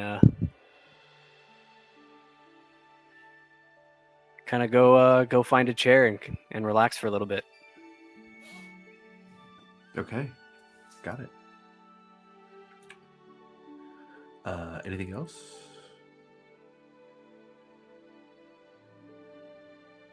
Ekamos, you hear Bills come in. Ekamos! What is it, Biebs? Hey, we're almost to Whitestone, but Morgana's not waking up. She's not waking She's up. not waking up! What do you One mean? of the guys who we fought to get out the dwindle. He did something to her. She's not waking up. Oh no. Yeah. What did he do to her? I don't know. Okay, you guys are almost to Whitestone. Yeah. How close to Whitestone? What's almost close? I don't know. Well, They ask said somebody. almost. I don't know. Ask somebody. How close are we to Whitestone? They said they don't know either. We're in the air. Oh, you're in the air. Yeah, we're in the air. How you guys are flying? Uh-huh. Who's like in one ship or what? No, it's not a ship. What, a bird? Someone's carrying you? There's like a bird, and the lady with the red and white, she's flying. I was trying to get there quick. Honor flying? Yeah. Okay. All right, well, stay safe. Keep after a look of Morgan and everybody else, and we'll be there soon. Okay. Okay, I'll check on you later. Okay, bye. Bye-bye. Dude, what the fuck was that about? We're having a little pint and you're just gonna have a one-way conversation? Sorry. I'm bearing my soul here. Do you know who Honor is, first of all? Yeah, of course I do. Yeah. Okay, maybe it might have had to do with her. Okay, so hold on. Let me explain it to you. Yeah. Because all I Yeah. heard was honors flying. Usually that doesn't happen. Usually. Okay. Well, they're almost to Whitestone. Morgana's hurt, so I'm concerned. Are you concerned about Morgana? Hold on. Yeah, I'm concerned. What Okay. happened? What did they say? How was she hurt? Somebody hurt her, and they're on their way to Whitestone. And I asked Who Beelzebub. hurt her? He just said a guy. Is she like? Is she like breathing? He said her eyes are closed and she's possibly sleeping. So I don't know. And it's Beelzebub, so who knows? You're telling me one of my closest friends in the world is not waking up. Yes. The person that I set you up with is not waking up. Oh, how convenient that I have recollection of that. Okay. Why are we so defensive? I don't know. This is really. It's just I'm stressed out. I'm right just now, trying to okay? figure you out too, and you're getting very, very defensive with me. I'm just a little hurt that you and Milo all of a sudden just like, you Dude, know. if you would have saw what we saw, you'd be thinking the same thing. Guess what? I felt what you saw. I was there. Were you though? I don't know, man. This is just Hey. a lot. It is a lot. I'm concerned, obviously. So let's finish this drink. Let's have this conversation in the morning with whatever we got to talk to. And then hopefully Milo can figure a way to get us to Whitestone, like magic stuff, you know? Yeah. You're right. All right. Alright. We'll kill this one. have one more, kill that one, and then order one more, and then kill that Okay. one, and then we'll go to bed. But we gotta need a roadie too. You're right. So Right. let's do this we one. should- Let's do this one more, and then one for the road. but then the one for the road before the road. Pocket beers. Got it. Pocket beers or Yeah, yeah, scooter yeah. shooters. Those are good too. Yeah. What's a scooter? It's don't worry about it. It's like Okay. it's an old pirate thing. Just follow me. Okay. All right. So with that, I think we have a long rest. Everybody can mark their long rest then at that point. Yay! Been hunting this for a while. And with that, let's say everybody wakes up around 9 p.m. It's nighttime. Everybody's got in a good rest. We're a little weird with the way that time is passing now. But yeah, we'll say it's nighttime here as the crickets start to chirp as the sun goes down. And a little quieter, but still bit bustly Hope's Bastion. I'll leave it up to you guys from here. Milo is twirling his new staff in mock combat, thinking that nobody is watching him. I like how the music is perfectly fitting for what you're doing. Where are you doing this? My office. Oh, okay. Ha! Should we knock? It sounds pretty serious in there. Austin, I need to see what he's hooting and hawing about. Hold on, wait. Shh. Don't. Shh. I got this. Gonna open the Goodness. door and see this Star Wars kid. I'm gonna I'm gonna quietly open the door. I think everybody forgets Milo's a teenager, but Milo is a teenager. Yeah. Milo, you hear a Like, oh shit, what the fuck? And like he takes a stumble. Oh no. Classic I don't know Star how to do Wars it. kid fashion. What would I have to beat to not like smack into my table, Josh? yeah, roll me a dexterity saving throw. You got to beat a 13. Please be a natural one. It's a 14. Yeah. There you go. Almost stumble into it, but get it. Yeah, you get it. Like a reed. Dude, that was like really, really impressive. You guys are supposed Those to are- knock. It was a really solid save. Like, I'm impressed. I appreciate that actually, coming from you. I was worried. I heard you kind of like. I thought you were fighting something in here. No, man, it was just practicing. I wasn't fighting anything. All right. Hey, I just I wanted to am- make sure. You know what I mean? Got nothing to fight, you know? No demons here. I don't think I've ever seen you close enough to anything to actually use that. What's that supposed to mean? You know what it means. You know what I do?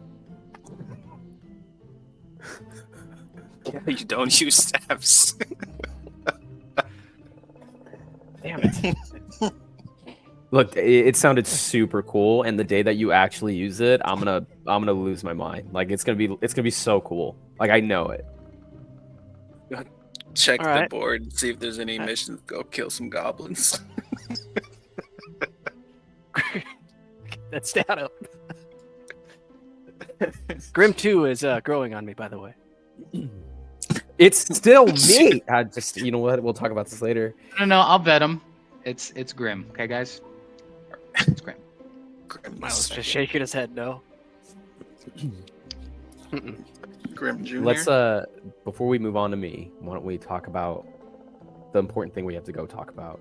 Varric, do you know what you're gonna say? By the way, you weren't in the room when we decided, but we all nosegoed. Since you weren't here, since you didn't touch your nose, it's a thing. You are gonna lead the conversation with Trent today. tomorrow. That's tomorrow? It's 9 p.m. No, I thought. He said 9 p.m., right? I don't know, man. Well, Everything. hold on. Milo We looks went to sleep outside. at midday. No, it's dark outside. It's nighttime.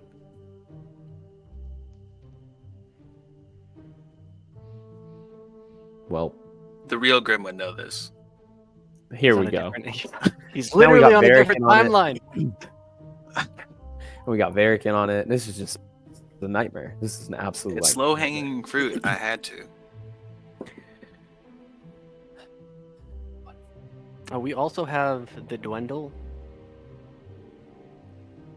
Like, what are we gonna do once we get to Whitestone? Ask him what happened. Okay, yeah, no, that's a pretty solid start. Yeah, I figured. Be nice to know. You know, I mean, apparently, what was he supposed to be sick or something? Or no, they said somebody kidnapped him. Yeah, he's just been MIA for a while now, right? The king is sick. King Dendel is very, very sick. Yeah, because I keep putting stuff in his tea. Oh. Loves that tea. A little drip of cyanide. It'll here. get you.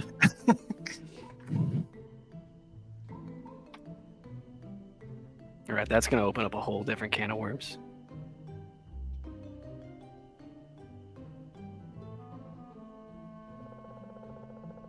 I know it's not gonna play out that. Wait, hold on. Before we start doing this, Sanctum, set up. Yes, I can do that.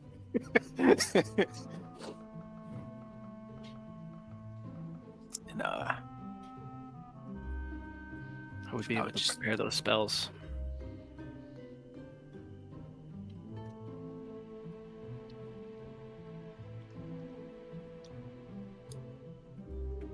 Boom.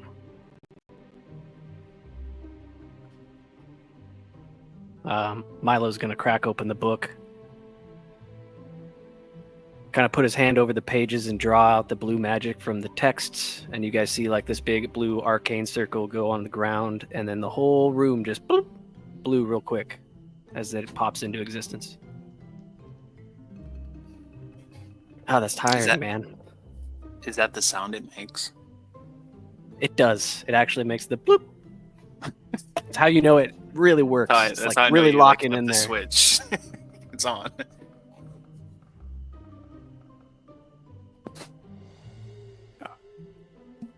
Yeah. Don't trust it if you don't hear the blip.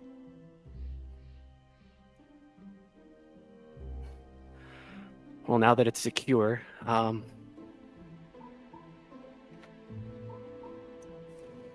I know that he is a formidable individual, probably more than most. I think it's about time we start talking about Trent Ickathorn. And I think Thon. Ickathon, yes. Man, you'd think I would know the name by now, but You've not been saying Igathor the whole campaign, buddy. Ickathon. And I think possibly Caleb Willowgast, if you guys remember him, is a good place to check in. He's helped us before.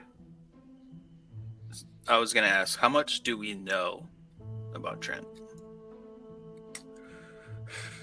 I don't think it was really public knowledge about their history, and I think we talked about this in game before too. Okay. You guys wouldn't know much about the history. Now, Milo, the thing you have said is still true. You haven't said anything untrue yet.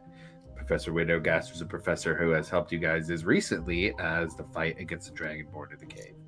So that is a true statement. I don't think you guys would know any of the history behind all of what happened between them, though. So the similarities between Milo's situation and his have not been connected yet? For Milo? Gosh. Milo would know about. Because I knew he was after. I knew. I was would go after me. I would go so far to say as that Professor Windowgast was one of Trent's past students and was very well known and very advanced. I think that's enough public information that you would have that. Was it brought Okay. up when Still feel Milo like and Varric talked to the Order? Because he was there. Yes, that's right. That's right. Good. Yes, good, Yes. good. That is right. Yes. So he was there. He helped the Order get Zinnia out. Huh. I don't think it was discussed at the time. I don't think it was known at the time. I don't think he was Okay. out at the time. With that, I don't necessarily feel like that was fair of me to state then, unless if there was necessarily enough exposure between Milo and Caleb that the similarities just popped enough to where it makes sense. Yeah, here's what I'll tell you. You That's know the roll of he's the a dice. you know he's a strong wizard. You know that he's sympathetic towards your mother and their organization. You don't know of many other mages that are that. Well, the only other one that I did know is gone now. So I guess Caleb's up to bat. Yeah, so I guess what we're trying to do is work out that it makes sense that you would make a Yes, suggestion exactly. rather than like metagaming it. Yeah, for sure. Yeah. I think that there's enough that's happened that a suggestion for talking to him without saying he'll help us because of all the history is perfectly fine. With my history roll on the Cerberus Assembly themselves, would I know any connection between Astrid and him? And how she came about taking that position? Or even why he went to prison in the first place? Yes and no. I would say yes, especially with your station in Rexentrum. That you would know, it would be common knowledge that a member of the Cerberus Assembly was jailed. That would have been big news across the thing, and that Astrid became a Cerberus Assembly member after that. And I believe it was his spot that she took over, and he has a new position now. So there's some inferences that can be made. You would also know she was a former student, and that she is friends with Caleb Widogast. Okay. And then the other part, we learned the names of the people that were apparently working with Trent with everything that's going on now. I believe it was Earthcloak and somebody else. Was it Doolin or Doolin? Is it Doolin? Doolin Tversky. I believe that is correct. I could be wrong though. If that was, I remember it was like 2 or 3. I do know Earthcloak was part of that.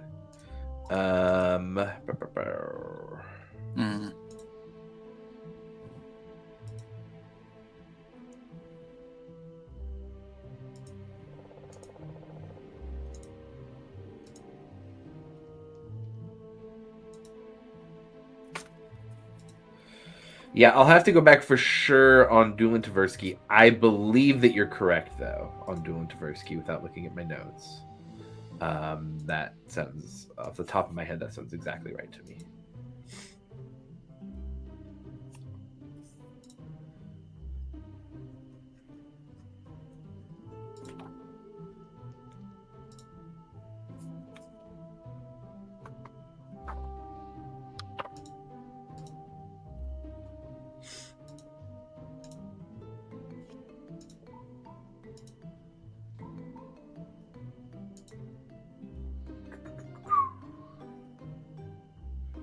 Oh, here we go. I had multiple names tied to freeing Trent. It was Earthcloak. Yes, there we go. I found the list right as you did from 20 to session 29. Uladan. Uh-huh. And then I have question marks next to Tversky and Earsor. Yes. Yeah. Hey, take inspiration for those notes. That's half the campaign ago.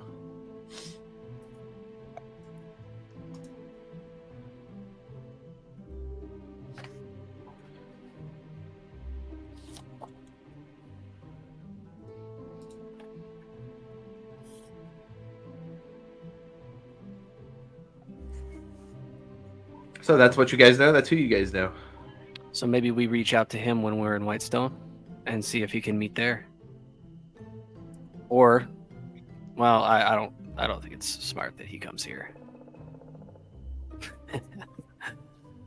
We're not ready to fight right away.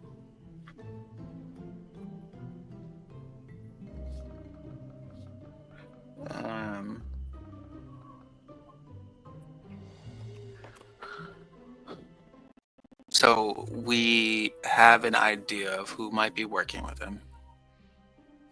It's not to say it's completely accurate that these are the only ones, or even that it's all these ones, because like I said, I had the question marks next to the other two. We could reach out to him. We could reach out to Astrid, because we've met her. She came to the settlement with 2 other ones.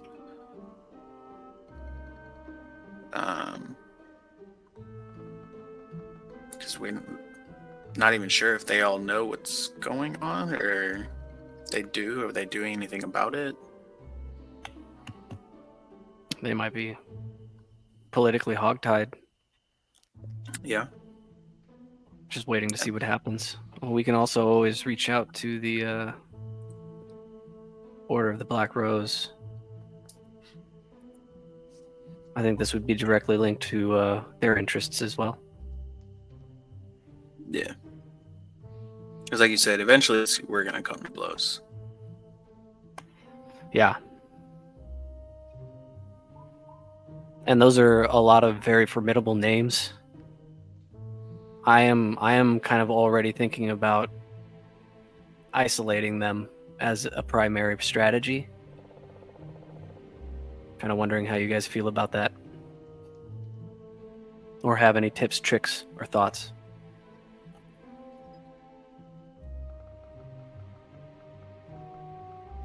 Well, I mean, one of them wants us to come down into the ruins with him.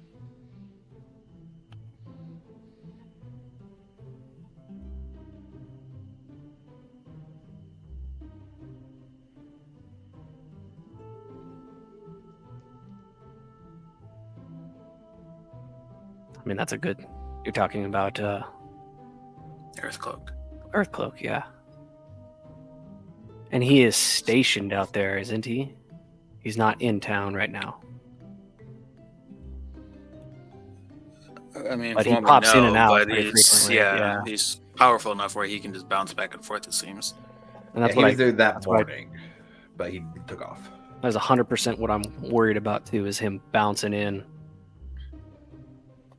Or vice versa, when we're trying to do something that we shouldn't be doing. I think it's pretty safe to say that the moment we do anything with anyone, they're gonna all know, and they probably have the ability to get to wherever we are. Well, yes. Can we shut him up fast enough to lock him down? We don't want to be able to conjure up anything we don't like, or speak to anybody that they shouldn't be speaking to, and we don't want them teleporting away. If they get the upper hand on us, we're screwed. Without allies, yeah. But we don't have to just necessarily come up with a plan yet, just food for thought. Yeah. What do you guys want to do for the immediate future? Tomorrow morning.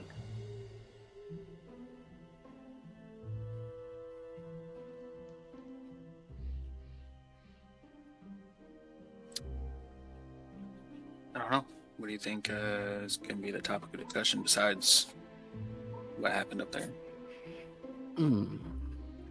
I honestly can't answer that. I'm 100% with Grim 2 on this one, and I think you should go ahead, take the lead, be as direct as you usually are, and hopefully we don't get asked too many questions that we don't have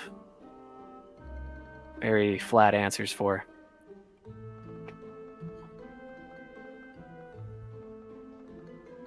But you're always the best at thinking on your toes, buddy. Like clink, clink on your armor. It's funny that you still have this on at 9 p.m. I don't sleep much. Are we trying to get to Whitestone like super soon? I would want to, if the guy's going to be there, within the next few hours, probably at this point? They seemed pretty close. Is that what you said? Yeah, no. Beelzebub communicated with me when I was with Grim. He said that Honor has a couple people along with Morgana. Morgana might be in trouble. Uh-oh. So Is that something that we need to be very concerned about and get there as fast as possible, or Well, they said she wasn't waking up, so yeah, that sounds Pretty- urgent? pretty Yeah. serious. My only concern is how do we, like, are we going to say we're going to Whitestone, or we say, like, where, yeah. What's going to be our alibi? yeah, like, where are we Yeah. going? Like, past that. Because they're also going to want us to go to the other ruins now, for Mhm. sure. And if we like, Shadow oh, Chat Ground, right? we would, but we got to go do this first. Like, what's our this first? Can we tie it in politically? Let's say we're going to check on the ship. I guess I don't know. Even though that's in up north, right? But Whitestone's again on the other side of the continent, or on a different continent. Josh, we know that Whitestone is Residuum Central, right? Like that's the only place that you get that stuff, right? It's pretty common knowledge. Yeah. And most settlements or big name entities out there would be very interested in any form of supply of that residuum. Certainly, especially because it is very heavily guarded by the ruler of Whitestone. Very heavily guarded. I say, since knowing that, maybe we discuss that favor and use that as a obvious chip as an excuse to go to Whitestone. Hey, we've earned this favor from XYZ. We're going to cash that in to see if we can't get any sort of information or supply of residuum for our fine settlement here. I think that both benefits us as a settlement and you, Sir Cerberus Assembly Agent Man. Yeah, but that would also kind of reveal your kind of trump card of having a favor with Whitestone. How important? It's impactful. How do we suffer if it's known that we have that? I guess it does kind of reveal where we might go.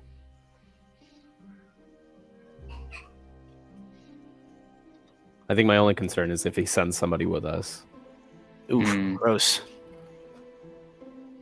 especially after having a city tumble down right outside the outskirts of a Right. town. They're He's like, like, well, uh, I'm gonna send so and so with you. They wouldn't come if they knew what Varric was going to do to them.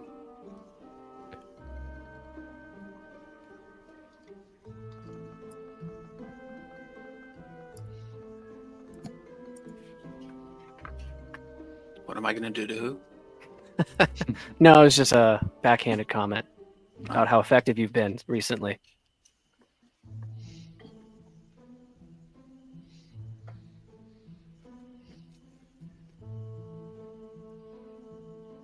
So you guys down to just talk to him in the morning? Yeah, I'm trying to think of another alternative. I mean, we could say,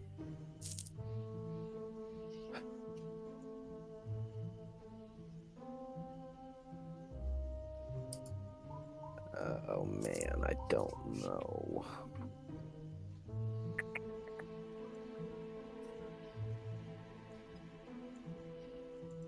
Damn, this is hard. I don't know.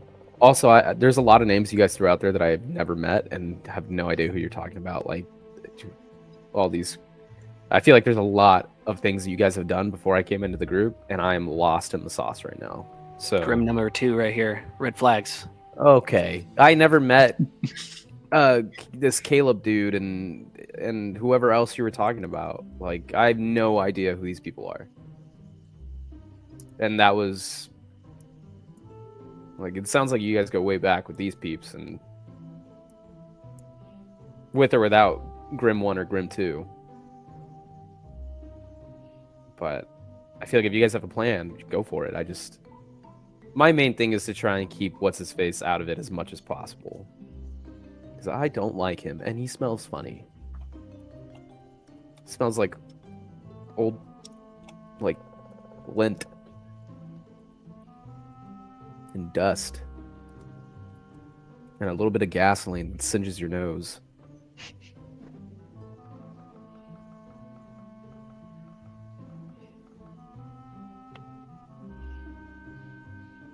I just think if we tell them like, hey, by the way, we're going to Whitestone, it's gonna raise red flags. If we go to Whitestone and don't tell them, it's gonna raise red flags.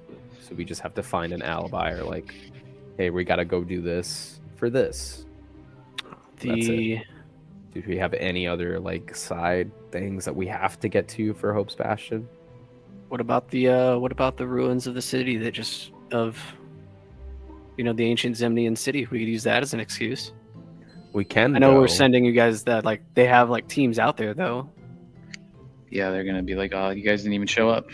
Yeah. Well, there are points they said that they've only reached a certain point and that they haven't gone past that. They want us to explore further down. Oh no, that's the other ones. Yeah, but that's the Ruins. other one. We also have Schottengrad. that one. Yeah, we have Believe Schottengrad there's as so well. many things. But if we go to Schottengrad, obviously we have somebody waiting for us there. Yeah. And then we're going to be on a tight schedule. They don't know that we can. I don't think they know. We could that say we're going to look for. like we can now. We can say we're looking for Alvor. Oh yeah, that's Right. I think it's safer just to say he died. Yeah. Okay. All right. Honestly, I think the best bet's probably the favor thing then. Big trump card. It benefits both parties in a way. And it's something that could be seriously useful. I mean, what he's going to do, say no? And I think the fact that we will probably, that's not a fact, but we may end up using the favor while we're there, kind of canceling out any negative effects later on anyway. Right. I think that's probably the best alibi where... And we did lose 2 people. We did. Maybe we're going to use that favor to get them back. Or to give them a pseudo burial place, if anything. Like, hey, we just want to go say our goodbyes and then come back. I like how this plan is coming. Yeah, because the favor was prior to them even showing up, so... like, hey, we have this deal with Whitestone. We're going to go and see what kind of things they can offer us to help Hope's Bastion, which really isn't a lie.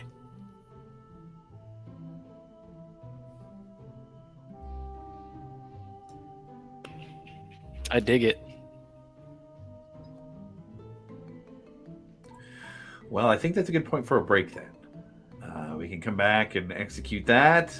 We got 111 Pacific. Let's call it 126 Pacific. We'll be back to see how the rest plays out. See you guys in a bit.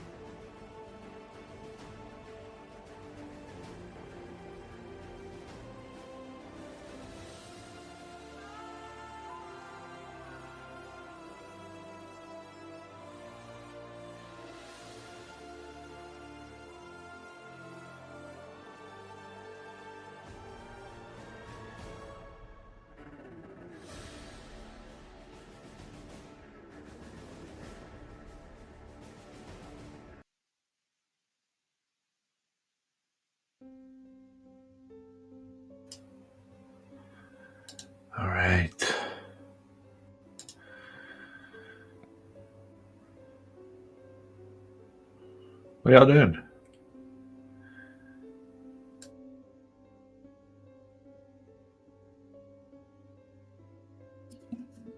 Just hanging around. I'm here. I'm just away from keyboard. Cool. I was more talking in game about what you guys are gonna do. We'll see. We'll see if Flynn and Kev get back. Oh no, I'm back. Good. I'm also back. Cool. All right. Well, then we will zoom back in to meeting in Milo's room about 9:30 p.m. at this point. What are you guys doing?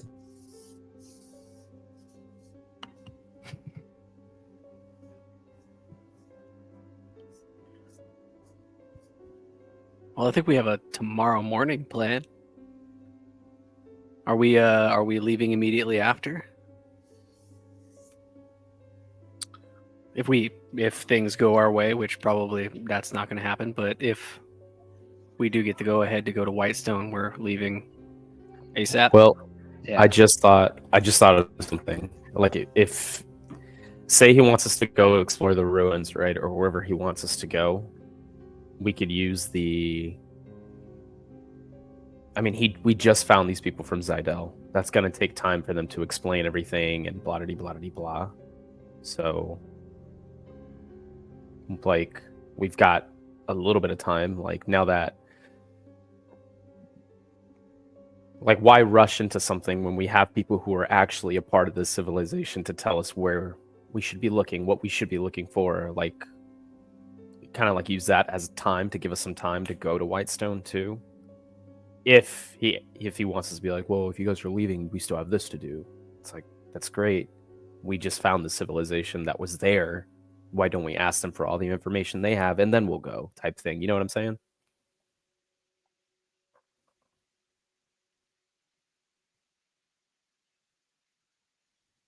And that's also if he's going to have us talk to them, but I don't know.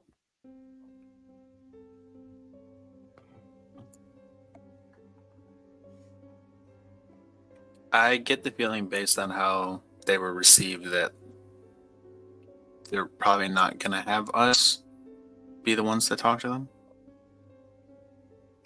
It seems like they're going to try to keep them close. Are we looking for permission?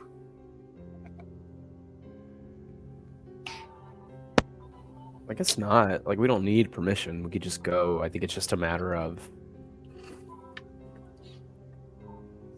knowing what to say to him once he probably has a bitch fit about it as to why we're going.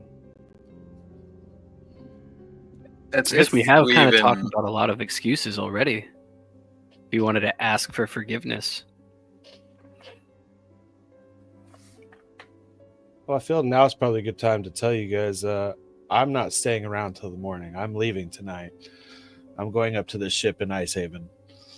I'm not going to stay around to get arrested in the morning. The way he spoke to us and the way Earthcloak showed up, I am not going to be here in the morning. Well, that kind of sways my vote.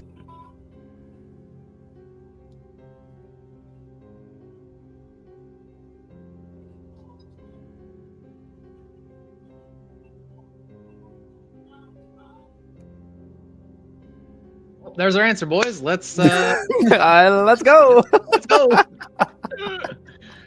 Whoa. Grab the horse and buggies. Let's Not get a lot out I of can here. say. Had a good nap. Let's fucking go. This man just woke up and said, I'm leaving. How much were you listening to this entire time? Were you genuinely sleeping? I was napping, yeah. Savage. I just needed to get a good rest in before I left. Uncomplicated. It's beautiful. So what do you think they're going to arrest us for? Besides dropping an entire city out of the sky? I We're mean, not yeah. that powerful. I think they can throw a dart and find an excuse to hem us up. Like, they make the rules, right? Like, all they had. It's not going to take a lot of string pulling for them to get us behind bars, gentlemen. It's kind of wild, though. Restless for...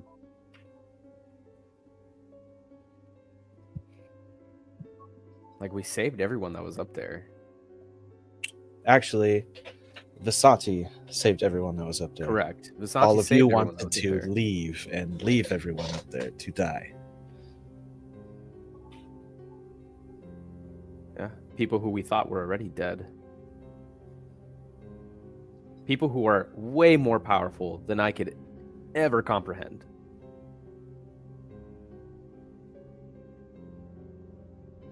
And even if I wanted to save everyone, there's no way I could. I couldn't even save one person, let alone how many others came.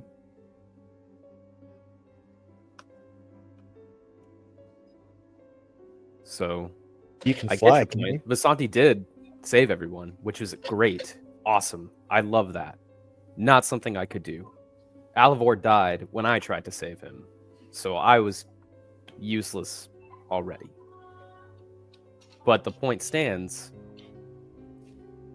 They're alive. Because we were there in the first place. Had we never found that city in the first place, they'd still be up there frozen. That all might be true, but I think Trent might be in a position that he can easily call that corruption or negligence or slap any other name on it and put us behind bars. If he does want to do this, how do we defend it on the spot?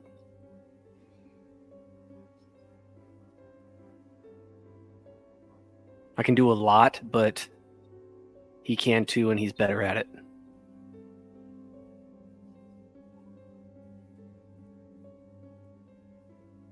Then we need people who are just as powerful as him.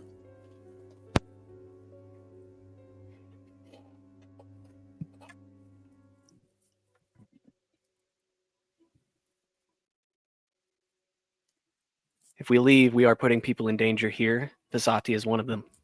She would have to come with us or have a damn good alibi. Mashan should probably be warned. There's a few others. Yeah, I was say anyone we're close to.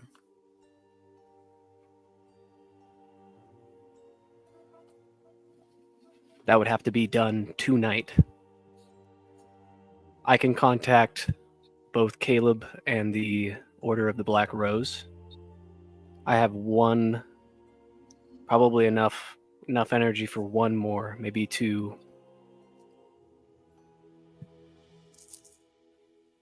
If there are messages that you guys want to send.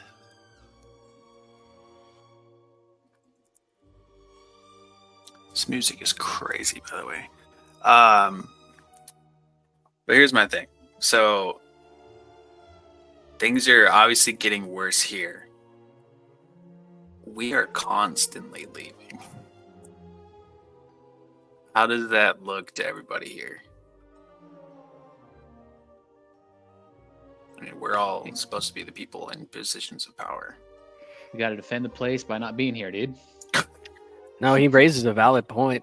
We're not showing very good public image. Yeah. We are trying to maximize our time in the benefit of the city, but they don't see that. I don't know how to solve that one, man. Representatives, but it's still not us. But if we stay here, what are we really doing? Are we causing more harm, or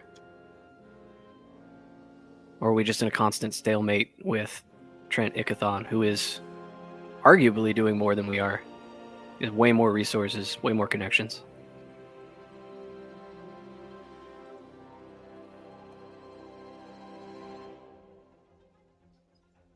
We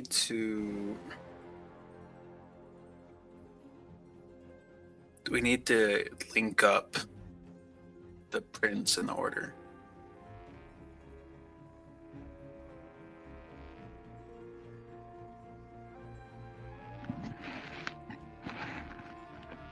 Or at least let them know that we have him, or we know where he is. But yeah, I just think we need to include them. If this is like part of their goal, is dealing with the Empire, and especially with, I'm sure, with the Assembly, we need to include them. Okay, guys. Here's a really difficult question for you, which I hate to bring it up even in the first place. Do we need to have the full group to do either of these things? They're not mutually exclusive, I do not think. You're talking about splitting the group up? Just saying maybe we leave faces to represent the group as a whole, faces that actually can do exactly what Ferric was talking about. And those faces will be the ones that talk about and deal with Trent Ickathon in the morning, while myself and a select group of others teleport to Whitestone, relay information, get the gist of things going over there, and do whatever we need to do with the heir apparent of the Dwendalian Empire. Nothing good happens when we do Nothing this. good happens when we Not a single nothing. good thing has happened. It just creates more problems. Ideally, we're gone for like a night or two. Worst case scenario, we're gone for months and everything goes wrong and we lose track of old boy. And Trent people that stay decides to behind come are looking dead. for us. Yes, exactly. And then there's rebellion.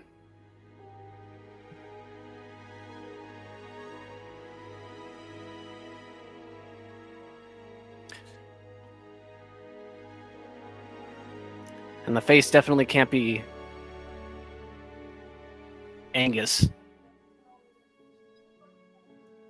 Nobody's gonna recognize that guy.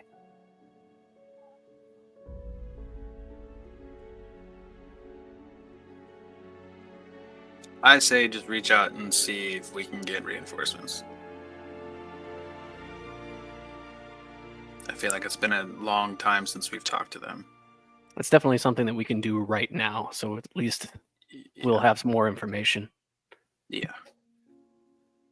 I am going to whip out the old book, slap it on the table, and draw some blue magic out, and you guys are going to see that arcane circle just hover above the pages, and I'm going to cast Sending. That's a very cool way to say, I'm going to call my mom. I'm going to call my mom. I'm actually going to call Caleb first. Because Okay. Yeah. All right. You got 25 words, sir. What do you say to Professor Widowgast? Caleb. Transmutation wizard. This is Milo Hawkins. Need advice with regards to Trent Ickathon. When and where can we meet? Please respond as soon as possible. I think that's 24.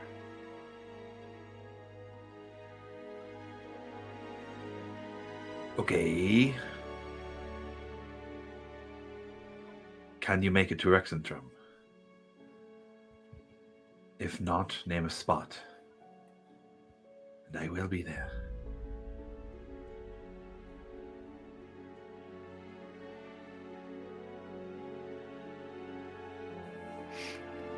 And I have to use another sending spell, don't I? Damn. Okay. For the sake of this, I would say, yeah, if you're trying to have a conversation with Sending, that's... Yep. Yeah. It's the cost. If you're asking where can we meet, then it takes a spell to have another one after that. All right, guys, I'm going to make this call. Go ahead and think of ways to get around that last little loophole we ran into. I trust you guys. Believe in you. He's going to go ahead and cast it again. But before that, we are going to Whitestone, yes? Would that be a good place to meet him?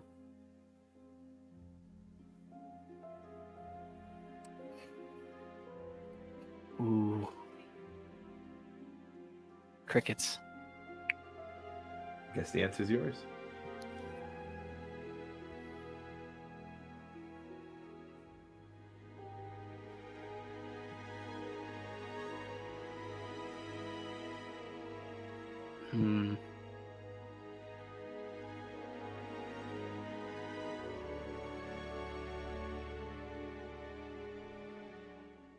Yeah, I think it has to be done. I think they got to get the information. We have to talk to those guys, and I think it's going to be a lot smoother if we do it with Caleb. Maybe in line with some of his friends. So I'm going to cast that. Caleb, meet us in Whitestone.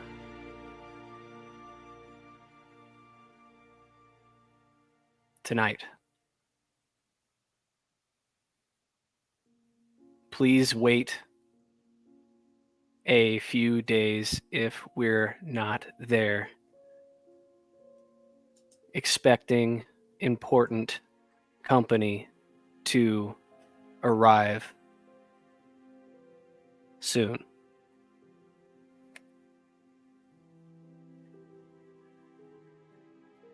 Please be careful.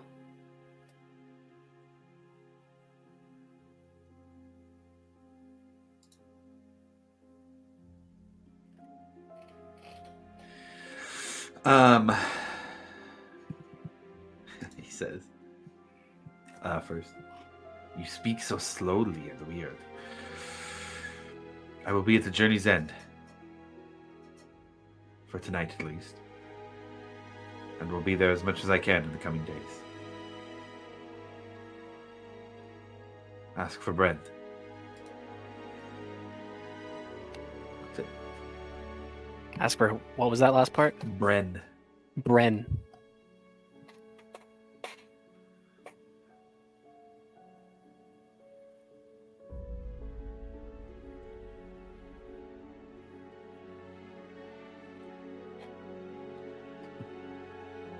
That's it. Yeah, no more message.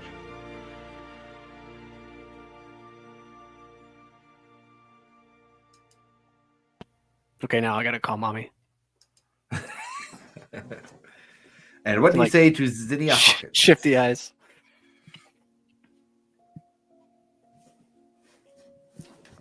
Mother, please meet us at... And Josh, you're going to have to remind me of the inn's name already.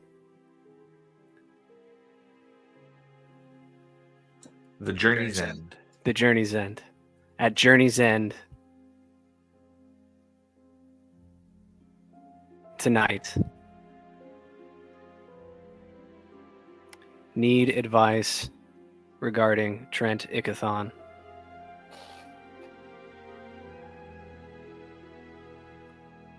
The Dwendalian heir is on their way to Whitestone now. I think that was 24, 25.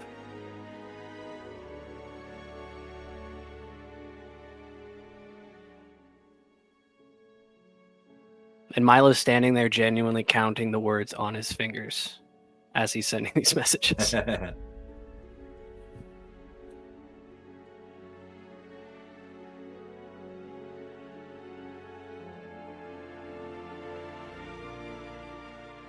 Then the pieces have been cast on the board.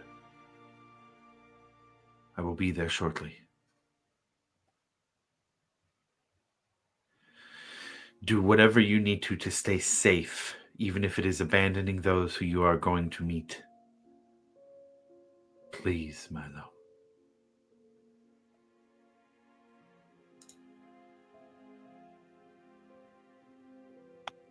He's always worrying about me.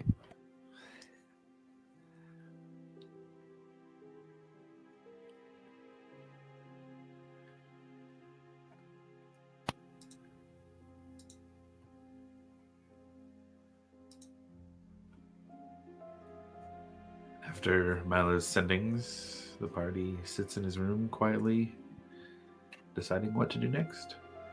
Mechanical question. Mhm. Can I upcast sending? You can use a higher level spell slot to cast sending, yes. If Got that's it. what you mean. Okay. Yeah. Yes. Yes. There's no mechanical benefit to where like No. normally upcasting would, but yes, you can use a higher level spell slot. That's fine. I didn't see it translate to higher levels like it would normally do because of that feature, but I wanted to make sure. Yeah. Yeah, honestly, you could write. It'd be kind of cool to write one that's like get 40 words for 4th level. That would be nice. Yeah. Have a conversation free of charge. I do have energy left for about 3 more, but after that, I'm completely tapped on those. So if there's anybody you guys want to get in touch with, now is a pretty solid time.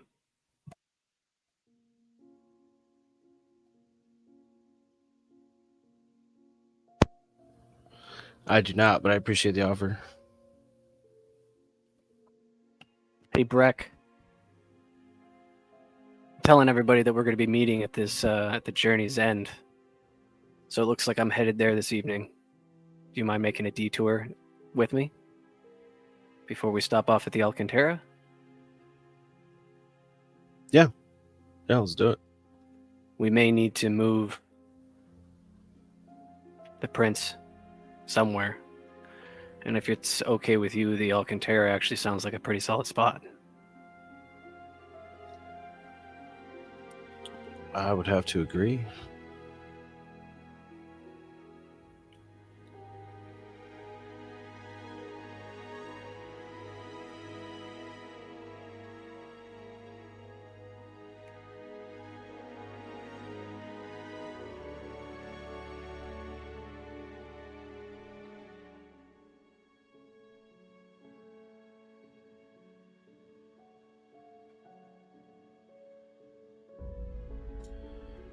Okay, so is there anything else the party wants to do, or are we heading to Whitestone?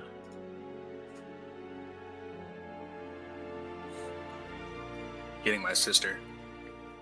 And you want to take Vasati? Yeah. Okay. You go knock on the door. She answers. She's been sleeping, but she's still wearing the same sleep clothes. This time rather than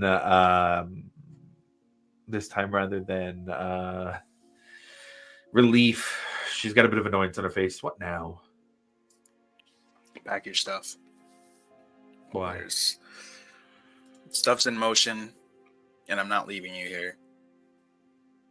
Yeah, we gotta go. We gotta be quick. Roll a persuasion check.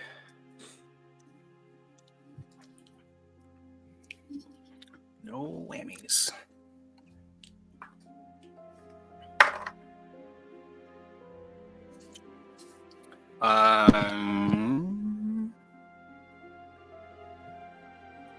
That is a 17. 17's pretty good. And what about the people of Hope's Bastion? I don't want to make it a habit of running away from those who need help. Trust me, I feel the same way. But it sounds like what could potentially be happening, we might be able to make things better here. I'll go with you tonight, but the next time we're here, it is my duty to help protect these people, Varric. I understand. Good. Give me 10 minutes.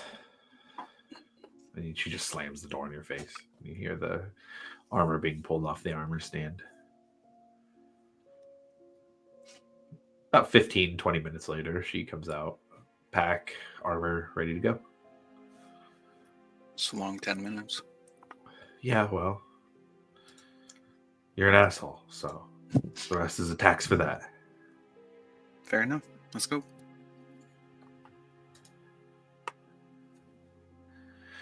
And I assume you guys head back to Milo, who is getting ready to cast teleport.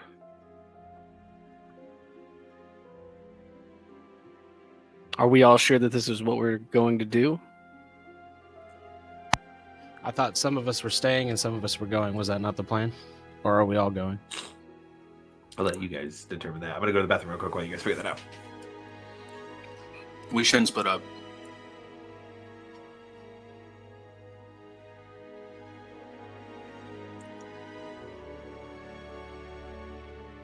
I'm kind of with Varric on that one.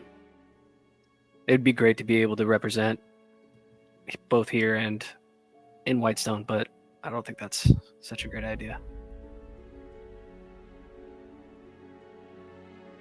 Yeah, if we're already thinking that things are going to go south with all of us here, I don't think it's a good idea to leave just a couple behind. But I think the next time too, I'm. Please correct me if I'm wrong, but I'm getting the impression the next time that we come back is probably going to be the time that we confront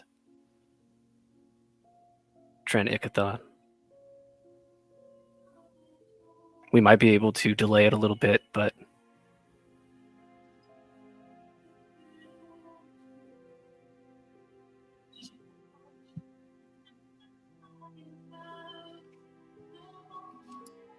I definitely think we're in for a fight the next time we come back. So once we make this move, we really gotta make it count.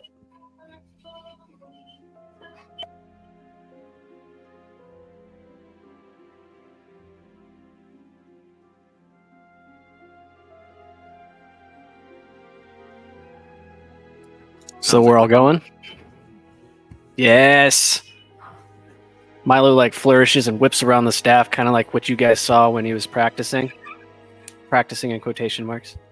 And he kind of like whips it around and he starts to kind of glow and echo in sort of a bluish sort of way. And he like slams it down to the ground and the circle expands from that point out in a bluish arcane circle to kind of consume everybody's feet. And we just flash out of existence. Okay, Milo, roll me a D100. Yes. I'll give you that you've got a description of this place. That as a studious person, you'd have a description of this place. I don't think you get any more than that. Okay.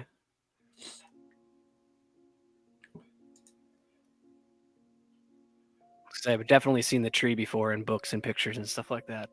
Sure, it doesn't say, Yeah. however, in the description, seen illustrations of. 77. Wow.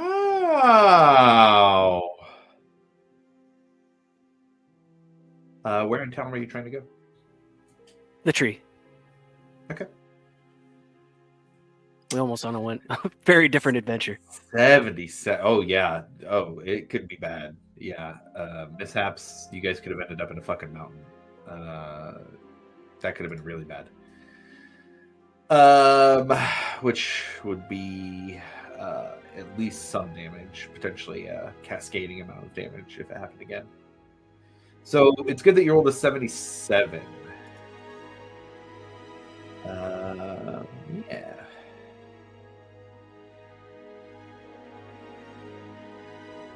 What I'll say is the party of Bastion's Watch here, Milo, Breck, Grim, Varric, Vasati, Ekamos.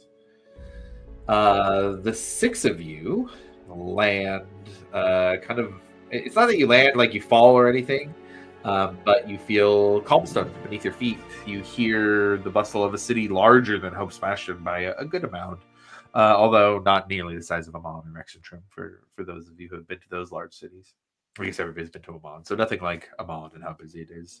You see very simple lighting.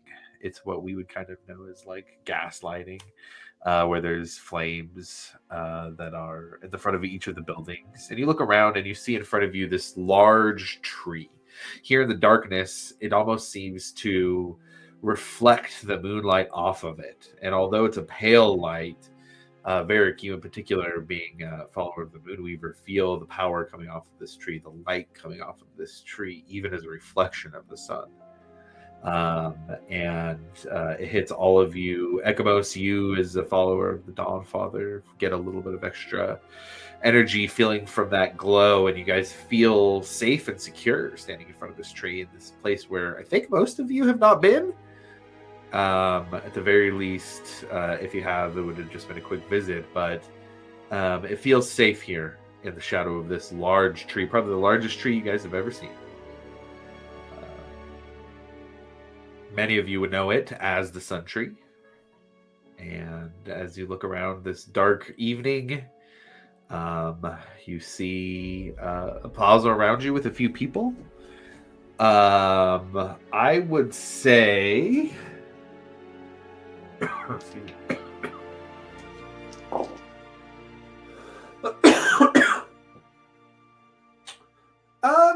Nobody really seems to notice you guys.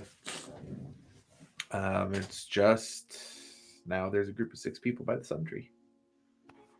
Ooh, big moment for me. Only ever seen pictures or read about this thing. That is an impressive tree. I'm just glad you got us here safe and sound. We talked about it. Of course I did. Okay. Good job, Milo. Thanks, man. I give him a high five. I'm going to roll a dex. How do I roll to see whether I hit or not? Roll a d20. Above 10 you hit, below 10 you don't. Oh, that's an 10. 8. You miss. Yeah, you totally miss. Come on, Milo. Whatever, dude. Good job.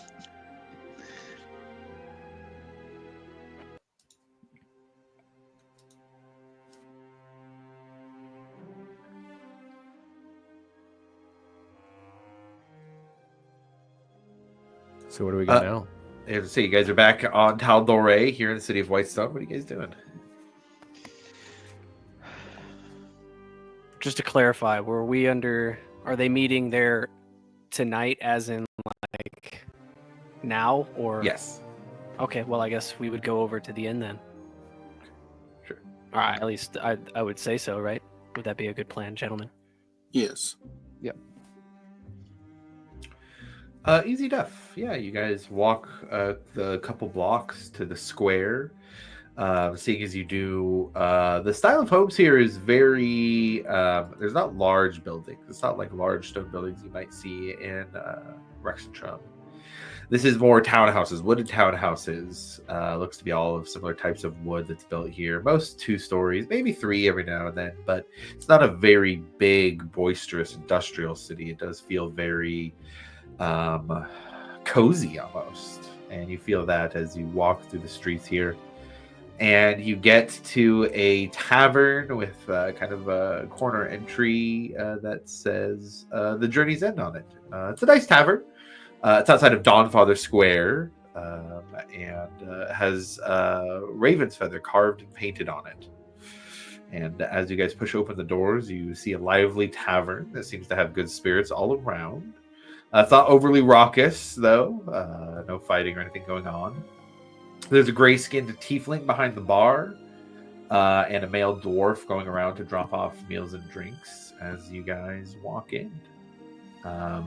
Passive perception's enough that you see a kind of reddish-haired, red-brownish-haired wizard sitting off in the corner. And it looks like they're having a casual but pleasant conversation with Zinnia sitting across from him. Oh man, their gang's already here. I head towards that table. Sure. Rest of the party go too? Okay. If there's anything anybody wants to do, just pipe in and we can play that out as well. But with that, the 6 of you, including Vasati, move over to sit at the table with Professor Widogast and Zinnia here. As you sit down,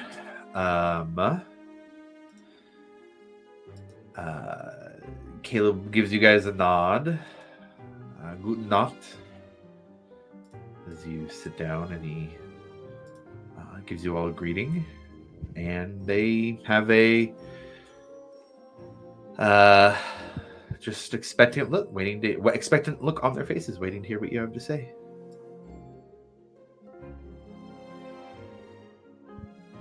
Well, there's a couple of things that we'd like to say.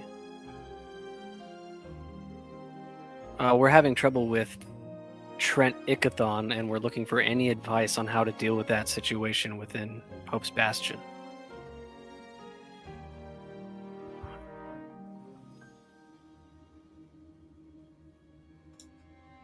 Second would be, and he kind of gets as close as possible to say this as lightly as possible. that the heir to the Dwendalian Empire is on his way to this city.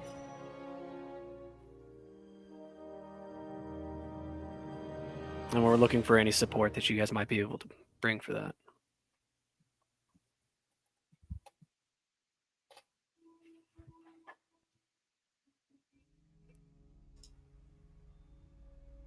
Trent's been kind of a thorn in our side for a while. Caleb says, "This is a big cat to skin."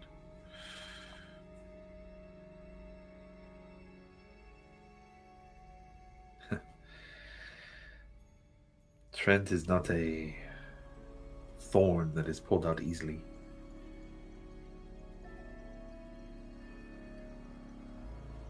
What advice are you looking for? Do you want combat tips?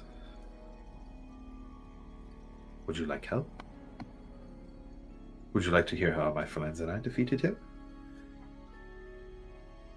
Although it was a fleeting victory, as we are now sitting here talking about it again.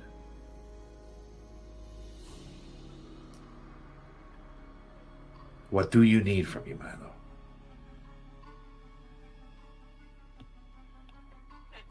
I mean, we can start with all the above.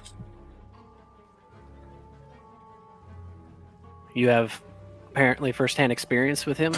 We would love to know. He says, "No, I do not think you would love to know. It is a brutal history. He is a brutal man, and this world should be free of his influence. My friends and I succeeded in beating him in a fight. We lost in stopping his influence in the world. If there is a wizard spell that you know of, he can cast it. He has spent his life gathering as much power as he can. We did not win by killing him. We won by taking his magical power away. And the only way we were able to do so is because he had betrayers in his midst.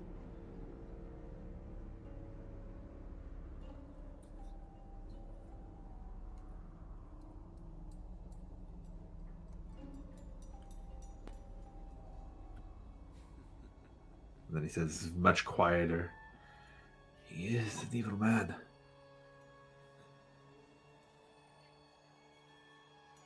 He will spit up and toss out anybody who does not serve his purpose.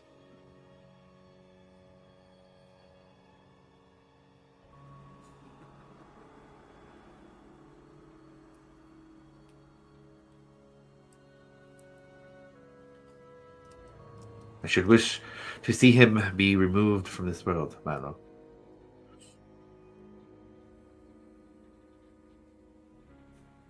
But I don't know if I have the heart to do it myself.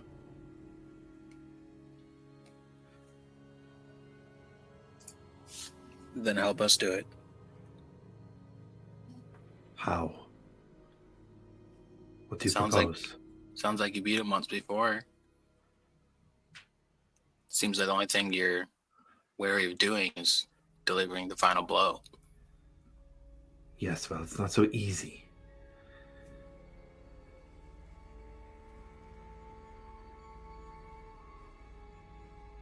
It kind of softens a little. I'm sorry if I seem tense, but this man puts me on edge.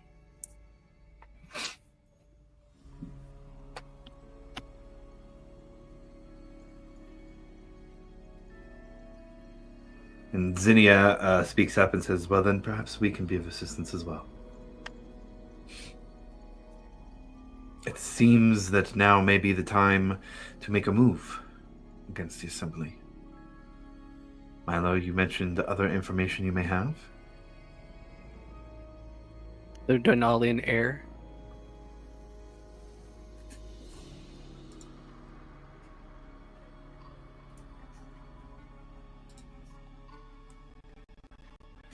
Yes, Prince Adis. Idis. He's been missing. You say you've all found him?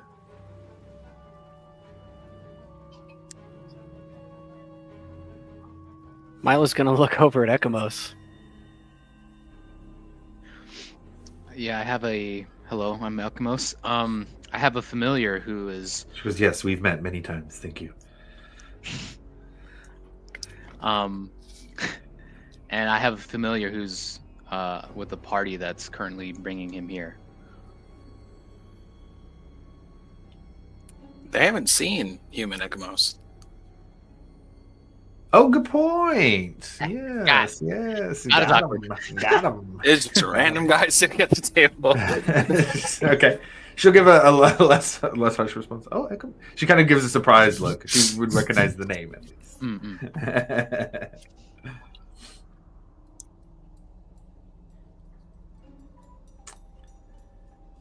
This may give us the opportunity to head Trent off at the pass. The Dwindles and the Assembly often butt heads and hope that the other would go away or could be gotten rid of so that full power can be held by the other. But King Dwindle is ill. This would take more players.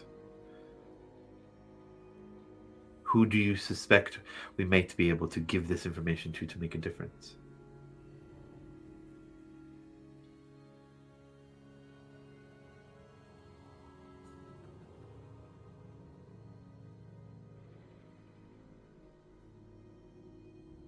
Who would stand up to Trent?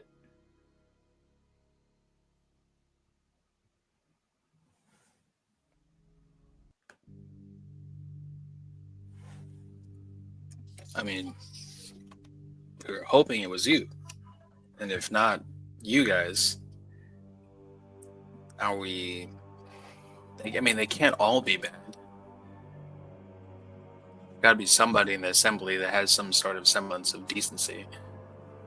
And yeah, Caleb will say, well, there's at least one who is not full of ill intention.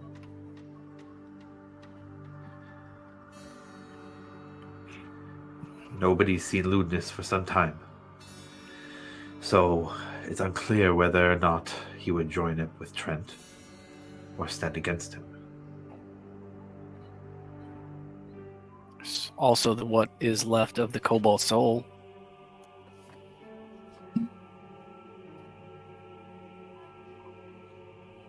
Is it enough to take on the might of the Empire? That is what you're asking here.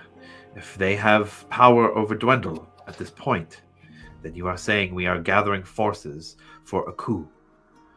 A coup that might be rightfully seen if a Dwindle is put in power from this. But we need the forces, enough of them, to go against the Empire. Is that not what you're suggesting? It sounds like we need to have a conversation with the prince. If the king is not fit to make any decisions for himself, then it's him. We need to have him on our side.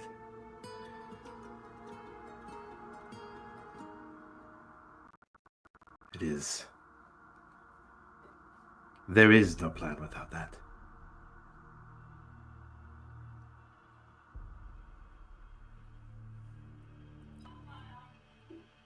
Also, I'm just going to go ahead and, food for thought. And I'm going to fill both of them in on the ancient city that crashed from the sky outside of Hope's Bastion. Give them the quick lowdown on that. The cliff notes?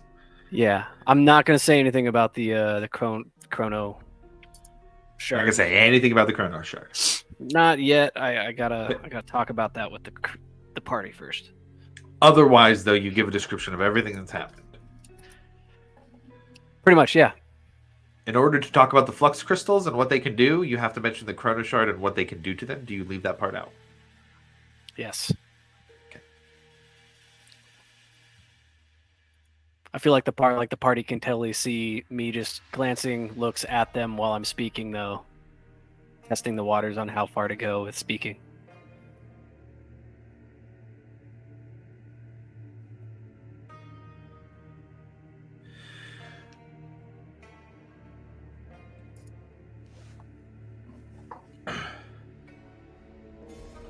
Zinnia says, well, at least you've kept it out of the hands of the assembly.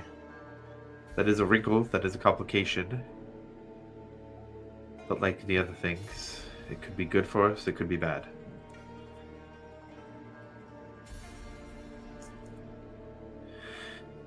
Milo, I have news for you, and I'm sorry to have to give it in these circumstances. But to wait would be more of a egregious action. Your father has died. He was a guardian of this world. Now he's gone.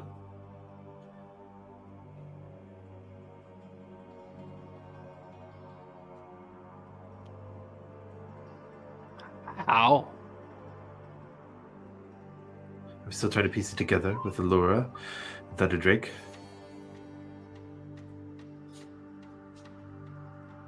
But he was powerful enough of a being that it would have taken immense strength to kill him.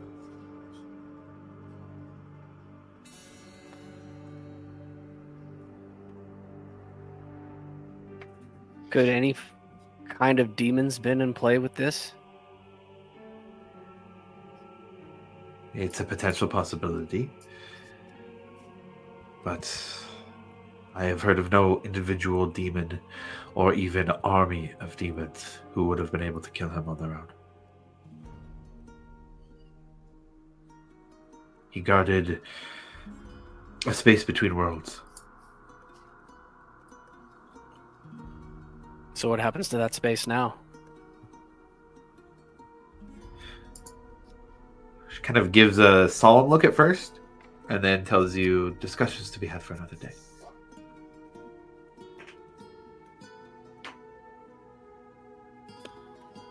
How long are you guys going to be sticking around? Caleb asks, how long do you need us to stick around? Figure you might want to talk to the prince. Me? No. At least be in the room. Perhaps your mother's better suited for that.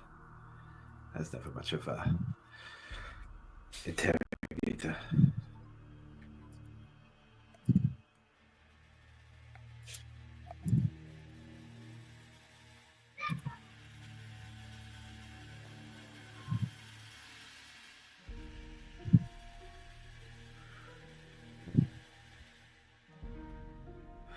Any other conversations anybody wants to have while we're here at the tavern, or we want to zoom into showing up with the other crew?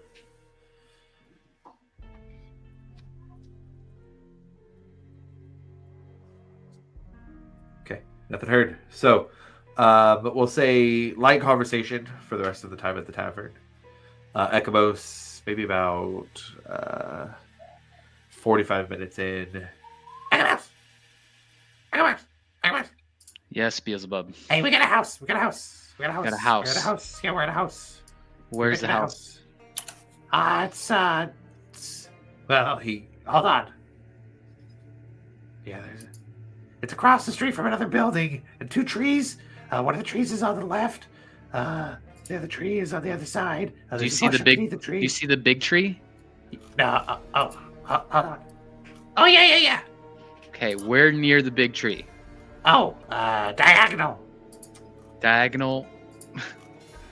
Where's the moon in relation to where you're at? Oh. Straight across. To your left, to your right. Yeah. Okay, and what time is it? 10:30. 10? Okay. So if it's to the west, so he's probably on like the north side of Whitestone. Yeah. Yeah. I'm not gonna make you guys walk around for a bunch. You can get it Okay. Easy enough with those directions. All right. Yeah, I'll let the group know that hey, Beelzebub is with the other bit of the party, and just relay the message by a house near two trees that's to our north-ish.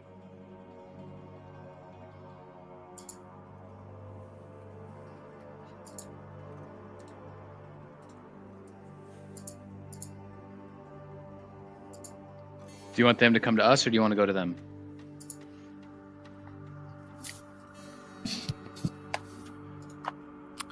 I suppose we could. Well,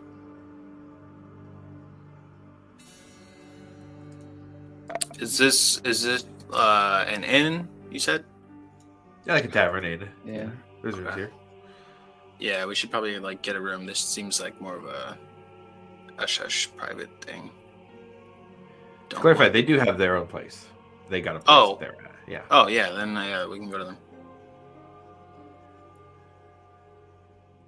Okay. Anybody want to stay behind, or everybody going with on this? I'm going. Okay. I'll assume everybody is going with, unless somebody tells me otherwise. Just pop in and let me know. As you get close, Professor Widowgas turns to the group. This is far enough for me. I'll keep watch while you're in there. And lets you guys walk in, and you open the door to a living room. Blinds are closed, but the living room has a handful of people. You guys quickly recognize Honor Kinabari.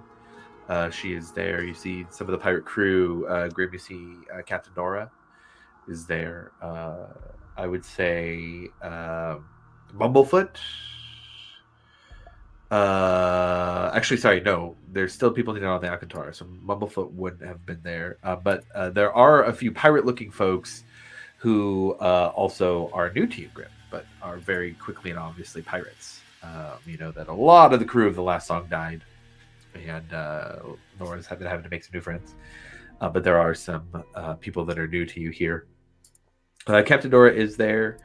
And I would say sitting off in a corner in one of the nicer chairs with a blanket wrapped around him is a brown-haired, large shoulders, probably about 6'2" or 6'3" standing up, but still looks pretty beefy sitting down. I think just his resemblance to King Dwindle, or the descriptions of King Dwindle, betrays who he is to you guys pretty easily.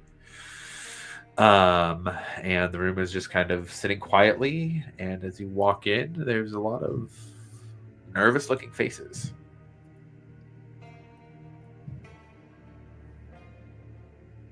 I'll just go and I'll give Honor and Nora like a big hug. Like I'm just relieved to see them, and then I'll find where Morgana is and just kind of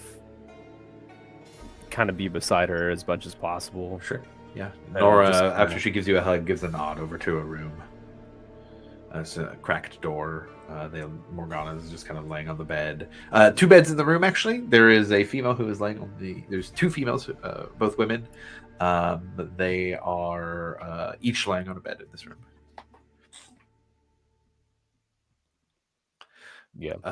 Ekamos, you hear, Ekamos! And you feel like scratches across your calf muscle, and you see that Beelzebub is just down there. Yeah, scratching at your leg. Good job, buddy. I missed you. And he just keeps scratching. Relax. It's okay. It's okay.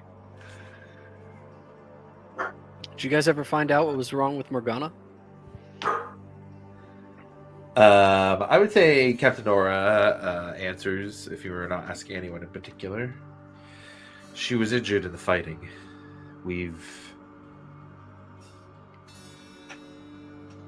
We're not sure what kind of magic they were using. They were quite strong. There was somebody who was there undercover as a guard. We almost killed them. We have them tied up downstairs in the basement. Barrick, you're in, buddy.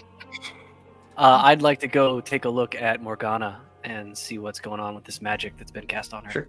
Yeah. I'll be there too.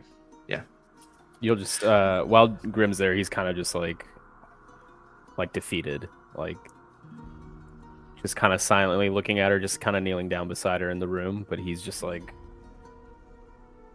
he can't believe what he's seeing right now, just because it just looks like she's dead to him. So yeah, he's just like silently just watching her. Let's find out what's wrong first. Maybe we can still do something. But hot water and some rags might do some good regardless. Yeah, I'll go grab You'd that. like to stay busy. Yeah. Yeah, I can let's go grab some stuff to just provide some comforts to Morgana. Milo, you and Grim are left in here alone with the two women on the beds. I will instant cast using the feature Detect Magic. Sure. You do get the sense that there are two bits of magical enchantment here. The first is just enchantment school. But it's familiar-ish, but it looks at a higher level than you're used to seeing. The other one, let's see.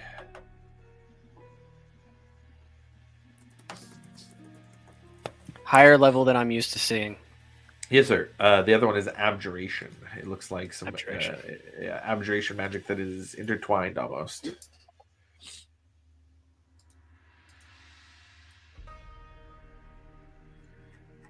Let's change up the vibe a little bit here.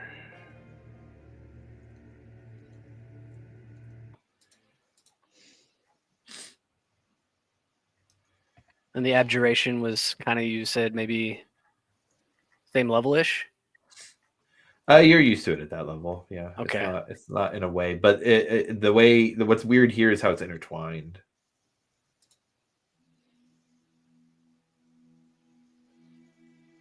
It almost seems to be above the other enchantment, blocking it.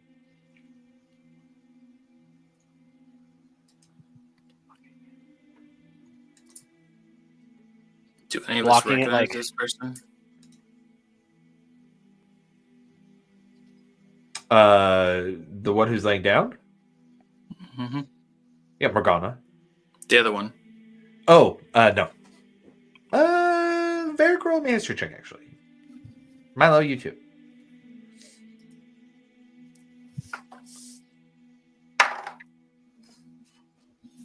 15? 15, okay. 9. 9. I would say not with that.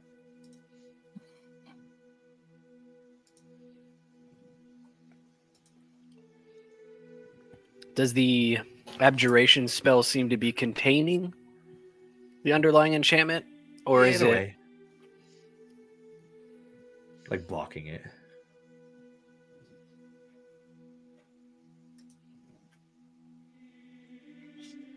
It's, I'll give you're using Detect Magic. It feels very glyph magic-y.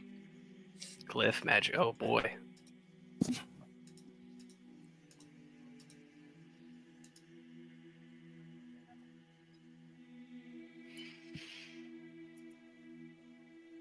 My concern is if I dispel the overlying abjuration magic,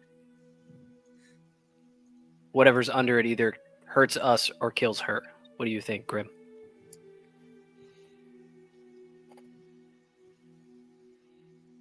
Is Nora in the room? No, but she can be. She's close. Mom!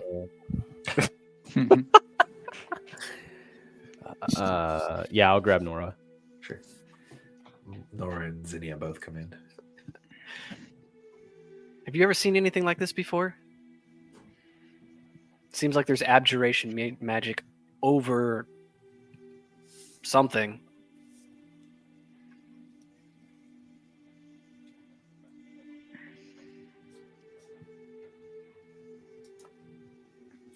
She casts some. You see her cast a spell.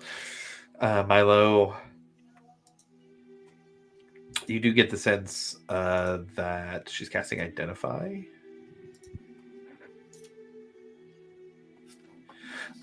Which she says there are two spells I'm unfamiliar with here. One is a version of Sleep, and another is a version of Arcane Lock. It seems that the abjuration might be stopping the enchantment from being dispelled. Well then, I guess we're cleared to go ahead.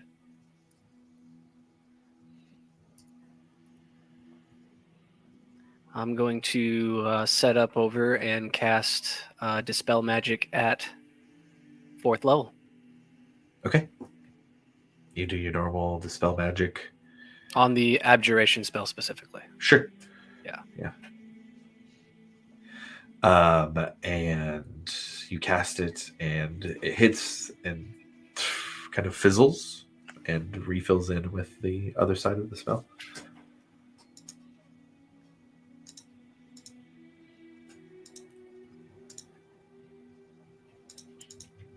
So it's gone, or? Yeah, you got to burn that slot. Yeah, it didn't work. Oh, no, so it didn't work. Gotcha. Did not work. Both layers are still there. Yeah, both layers still there.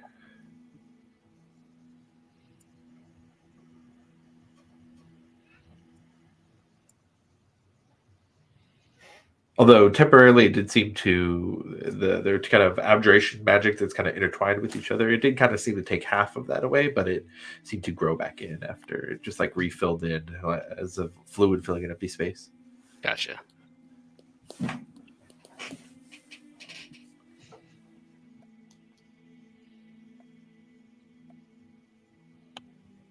Let me check something.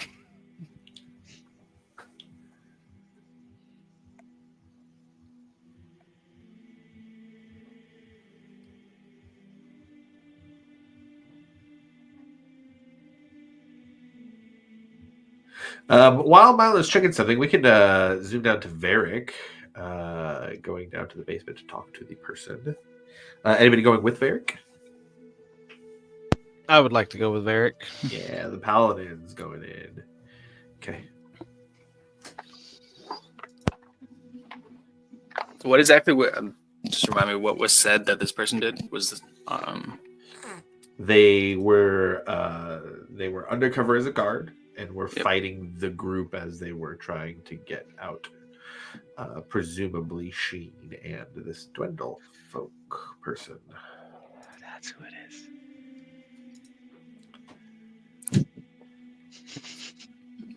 I was like, wait a minute, you just dropped a name. Well, you guys would know that like this group was sent to go retrieve Sheen. Mm-hmm. Oh yeah. Like so presumably Sheen is here somewhere.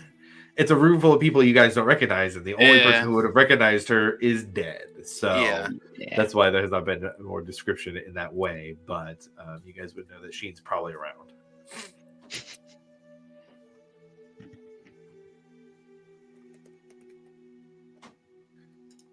You guys walk down a very basic basement, built up mostly with stone and some wood beams.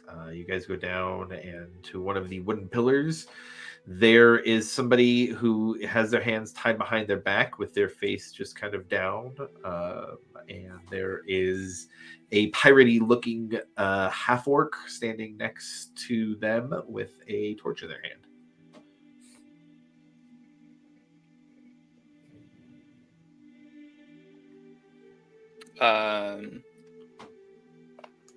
What does the person look like? You see, it's a short cropped brunette hair. Hard to tell in this light. Roll me a perception check.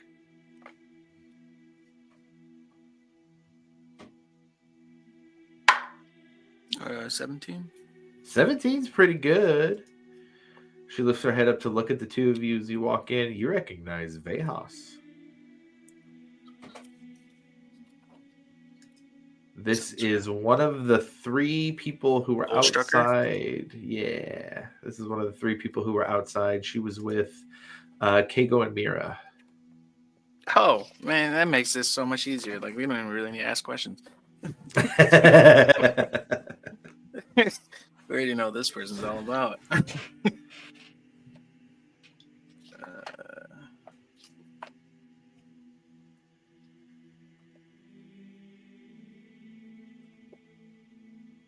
Fuck.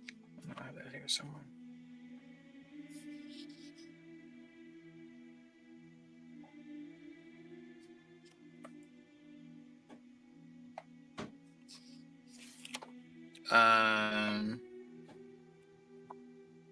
Wilbert, how you want to go about it?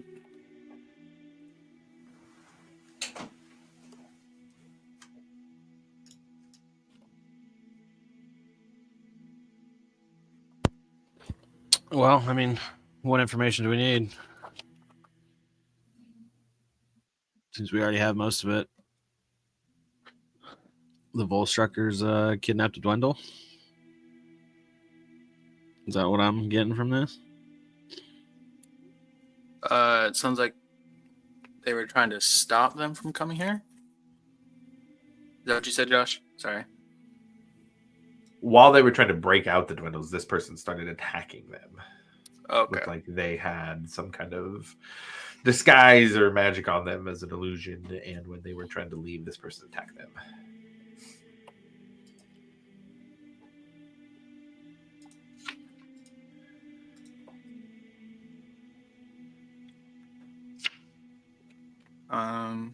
So yeah, I guess we just need to figure out what exactly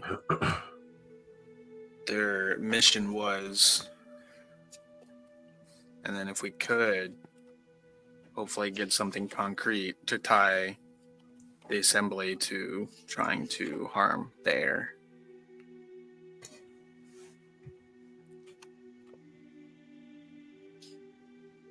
So that would be pretty handy.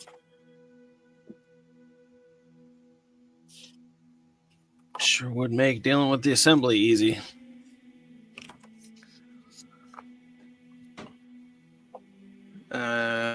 You want to start, or you want me to start? Or how we? Man, I'll go ahead and let you start, and then if he passes out, I'll bring him back, and then we'll just go from there. All right. It is a she, by the way. Oh, she. Yes. Yeah. Although I will give you that Beelzebub thought it was a he. Beelzebub doesn't know much, though.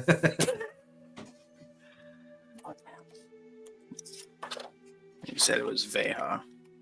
Veha, yeah. Or Vehas. Veyhas. She's the brunette of the three. Okay. Yeah. You said she lifted her head, so she's awake. Yeah. Oh, here we go. Finally found it. They were the annexes.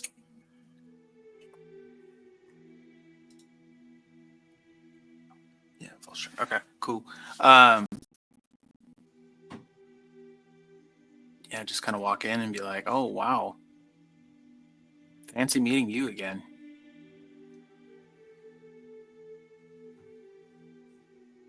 She just gives a smile. Small world, after all. I don't really feel like you have much to smile about right now. Yeah, her face is beat the fuck up, too. Like, swollen eyes, blood. Like, she's beat the fuck up. So, how'd you end up in this predicament? You tell me. They're your lackeys after all, aren't they? No, I don't know them. Well, they know you. I mean, quite a few people do. Yeah. So how'd you get caught?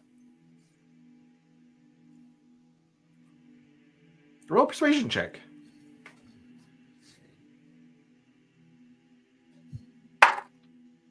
$19. She kind of gives it a little. You don't usually expect a blood mage and pirates to be fighting together. A miscalculation, one that won't happen again. It's strange times we're living in. Very.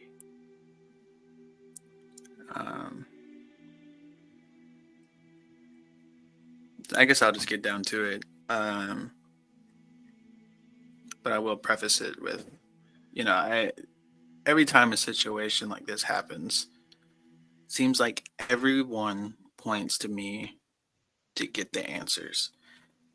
And I'm going to tell you, I'm getting very tired of having to do it and getting very tired of having to do it in a calm manner. So we could just jump to the answers, and me and my friend here can take care of those wounds you got. Or we could add to them. I don't want to. I'm tired. We've been through a lot. So that's the deal then. I tell you what you want to know, you let me go, and you heal me up. Yeah. Great. What do you want to know? What was the goal here? To And get who a put- Dwendal who would be ruling the Empire out of succession. The Cerberus Assembly wants what it has always wanted, power, as much as they can get. And I help them do it.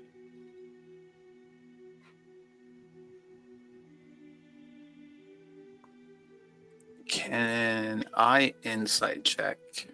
Or Sure. yeah, I'm just looking for tells. Like if this is some BS, or if like Yeah, go ahead and roll that insight. 24.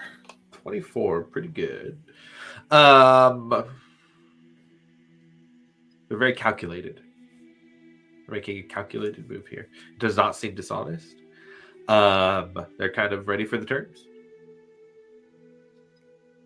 They know the drill. They're not going to fuck around. They know that you smashed somebody's head open just a couple of days ago in a cell like this. They're not going to fuck around. That's what it seems like. It seems like she's telling the truth. All right, let me. You're good at talking. I'm good at talking. Let me rephrase this because I want a very direct answer. You work for the assembly, correct? Correct. Okay. Tell me honestly, does the assembly actually want the prince back unharmed? Or are they, making a play here?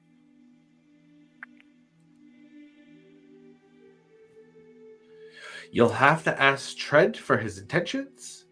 I can't imagine that this would have ended up without Dwendal being dead or having his mind erased, thinking he's something else. Someone else. They wanted him out of the way. They were afraid to kill him until more moves had been made. At least that is what I have picked up from the eavesdropping I have had on the conversations of people much more powerful than myself.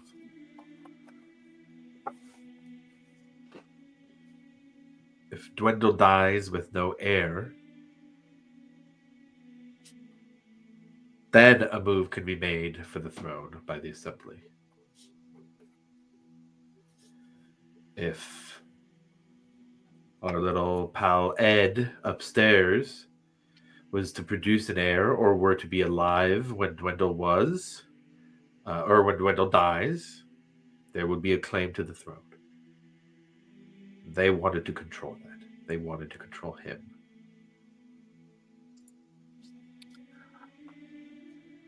Are they the reason that the king is sick?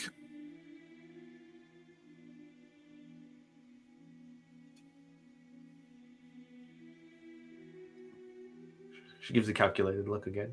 Yes. They're the reason he is so sick. He's an old man. He would be sick on his own anyways. They are But they're making him directly sicker and influencing, yeah. yes, they're blocking any healing. They are making the naturally occurring issues more obvious, more prominent.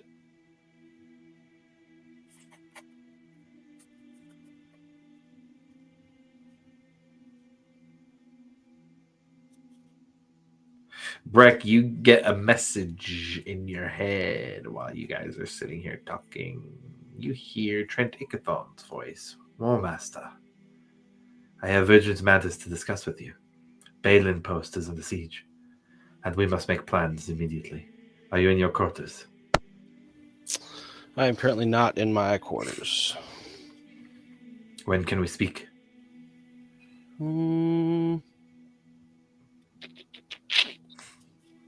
That is a good question. It is really late tonight, so man, maybe sometime in the morning.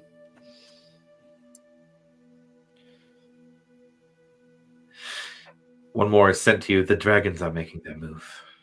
It is time for us to make ours as well. Return as soon as you can.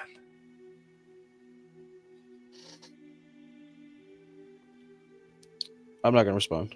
Okay.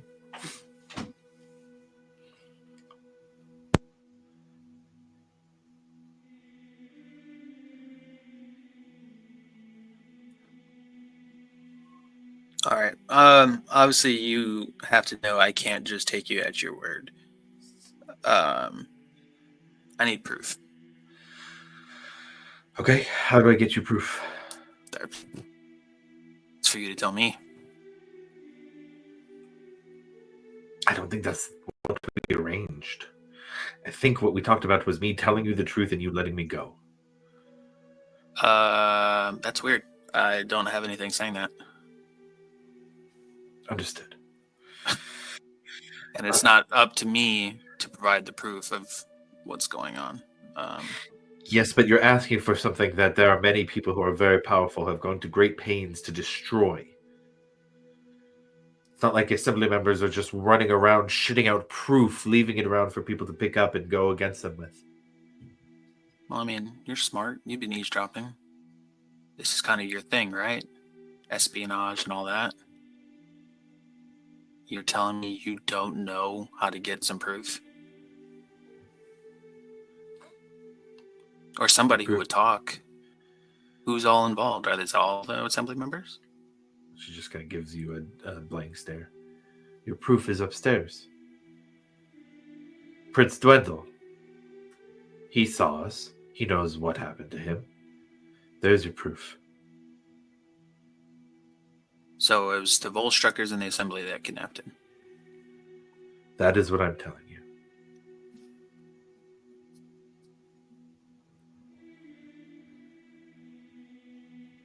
Oh, Brett, do you have anything? No, that sounds like just about what we needed. And your end of the deal?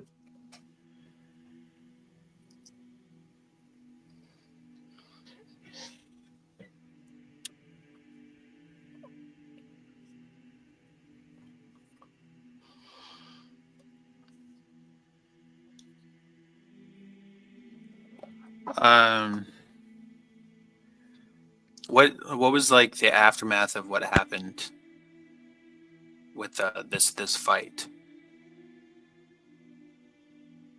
You said she was yeah, like, did anyone get hurt? Did anyone die? In terms of the group you guys know, nobody's really followed up yet. I think it has been reported. There was a group of pirates going after. You guys aren't really sure because you don't know the pirate group. You don't know if like there's a missing face in that group. You know what I mean? Nobody's really said if there were any guards that were killed or anything. Yeah, that hasn't been very explored yet.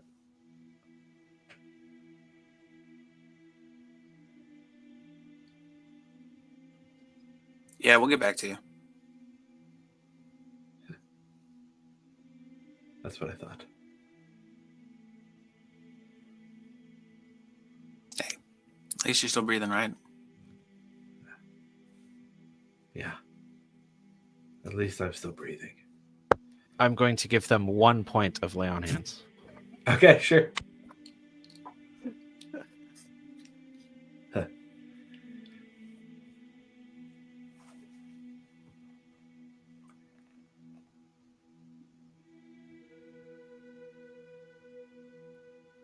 She doesn't say anything in response. She just drops her head, goes quiet. Well, that guard is standing here, right? Yes. I mean, I'll just ask him, like, what exactly happened. If he even knows. Yeah. Without going into like full roleplay of it, he describes that the situation was that they snuck in and they were going to just sneakily, quietly get Sheen out. When they got there, there was, I would say, probably Morgana, but there was one of the pirates who had noticed there was a cell to the just off to the side of this one. This was also not a very typical cell. This wasn't like an official jail or anything. So it's kind of a peek in, see who's there. Wait, what the fuck? This is a Dwendal. Wait. We have to stop. We have to like get a hold of them now. What do you mean you don't have the spell slots? Get a hold of them now. What the fuck is that little red thing? Fine. If he can talk to them, let them know. Do we go for them? Okay, we do go for them. They say we need to go for them. So let's fucking do it right now. And while they are like leaving with Dwendal, this guard shows up, an illusion drops, they start throwing around real spells. The guard is expecting pirates, but they also got Honor there. And so there was, Honor was basically the one who was strong enough and able to stop this Volstrucker. But there were two people who got hit by some magic from them, and those are the two who are out currently. I would say you guys are asking him, and he knows. This wasn't given before. The other one who is asleep is the Princess Surya Dwindle. So the whole I honestly picture you like retelling that whole story like Michael Pena and Ant-Man. Yes. Yeah, right. This is just how far he's like, oh, I've been waiting to tell the story. Bro, I've been wanting to take part. Like I just keep hearing stories.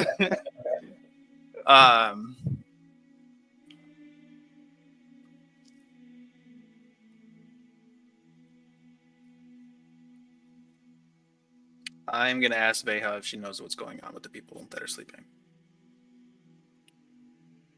Vehas. Yeah, I do. Was it you? Yep.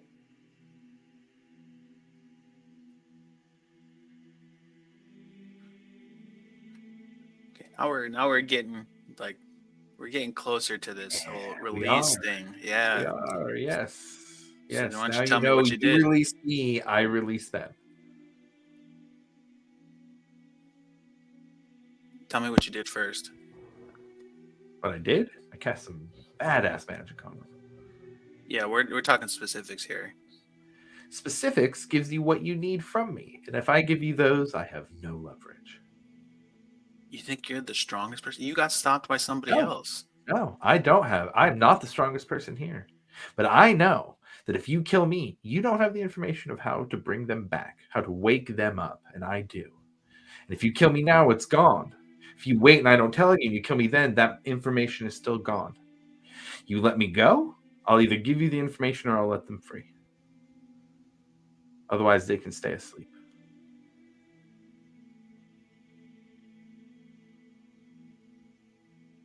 And Zinnia said she didn't know what it was. Or how to deal with it, at least. So she cast Identify.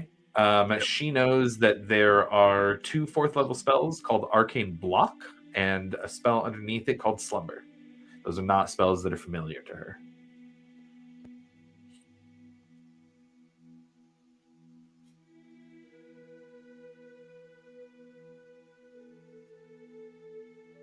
And you can't even roll it out with a Dispel Magic?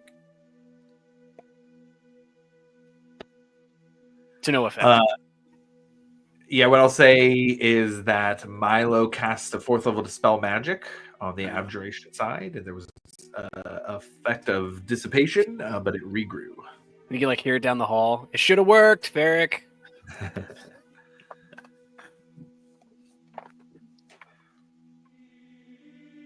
Listen, whatever you're thinking, whatever you're planning, they're steps ahead of you. They know you're here. You think fighting them is going to go well? You think going up against Trent Agathon and the Assembly is going to go in your favor? There's no opponent they've faced in the last 2 centuries that they haven't been able to come up on top of. Maybe they've lost some people. Yes, maybe people have died, but the Cerberus Assembly is still in power. The Cerberus Assembly still has the power to take a prince and hide him away. To do all of these things that we're doing. They are now at the foot of the throne, ready to take the might of the empire into their hands completely and wholly, not even considering the fact that it's been theirs essentially for the past decades. It's theirs fully now. So you can kill me, and can keep your friends asleep. You can extend this out further if you'd like. Or we can all do what is going to be best here and get on the side of the people who are going to keep us alive, who will fight off the ones who are coming for us. Who's coming for us? The dragons, Varric. The dragons are here. And the Cerberus Assembly has been gathering their power to make sure that they are on top, not them. And I will bet on the Assembly every time. So they've been doing this by antagonizing potential allies. They have been doing it by setting up the board so they have an advantage. And the only decision you need to make in this moment is not whether you're going to let me go. That is irrelevant. What is going to happen here today is going to happen. And nothing I can tell you is going to change your mind about keeping me here, about killing me, about letting me go. The one thing that you need to decide is, are you on the Assembly side or not? Will you fight with them against an enemy who is trying to be more powerful? Or will you fight against them so that we are both scattered and broken, able to be picked off by those with teeth that are sharp enough? You're not looking at an enemy right now, Varric. You're looking at an ally. We're fighting for the same cause, whether you know it or not.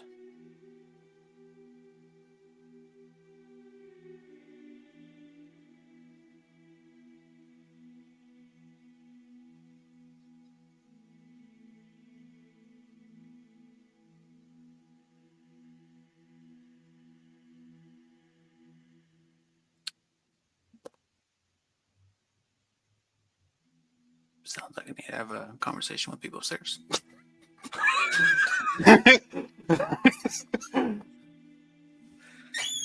She just goes, yeah, I think you do. You know where I'll be. Oh, I didn't know. I didn't know. I'm not. I would never. Oh, well, fine. Then I won't give the snap back. I would never say that in front of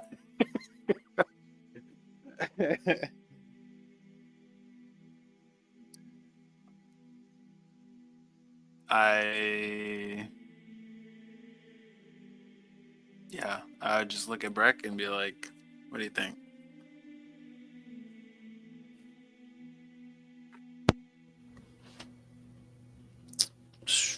Man, just maybe we head upstairs. That sounds like a plan. No, you stay there. We'll be back.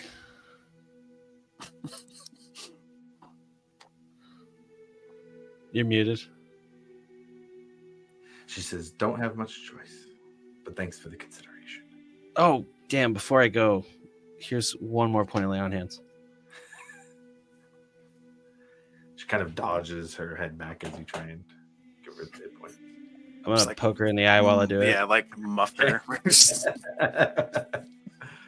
Handle on the face. The two of you walk back upstairs with Grim, Zinnia, and Milo still in the room with Morgana. Ekamos will say you're either going back and forth from the rooms or in there, but the party's all here.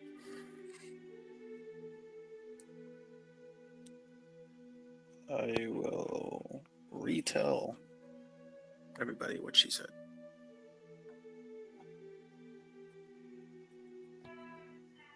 Very curious about those spells.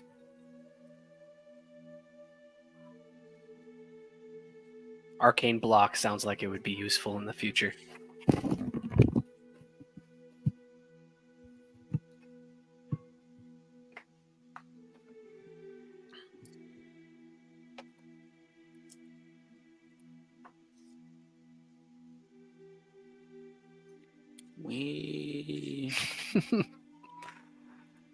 You didn't talk to the prince. Says he's there. Or were you guys saying it loud enough that he could hear? I mean, he's in the room. Oh, well. Hopefully he chimes up after I tell everybody everything that we talked about. Well, I guess what I'm saying is you guys can try and go to a private space if you'd like. But if you're just having a conversation here in the room, if you'd like, he can chime in from there.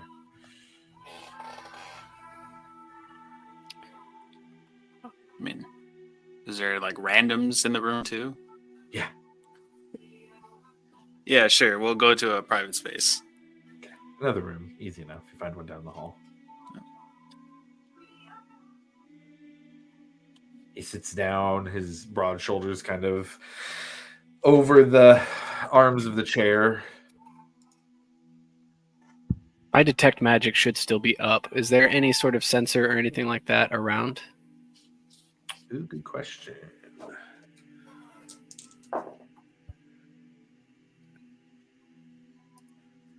No, there's not.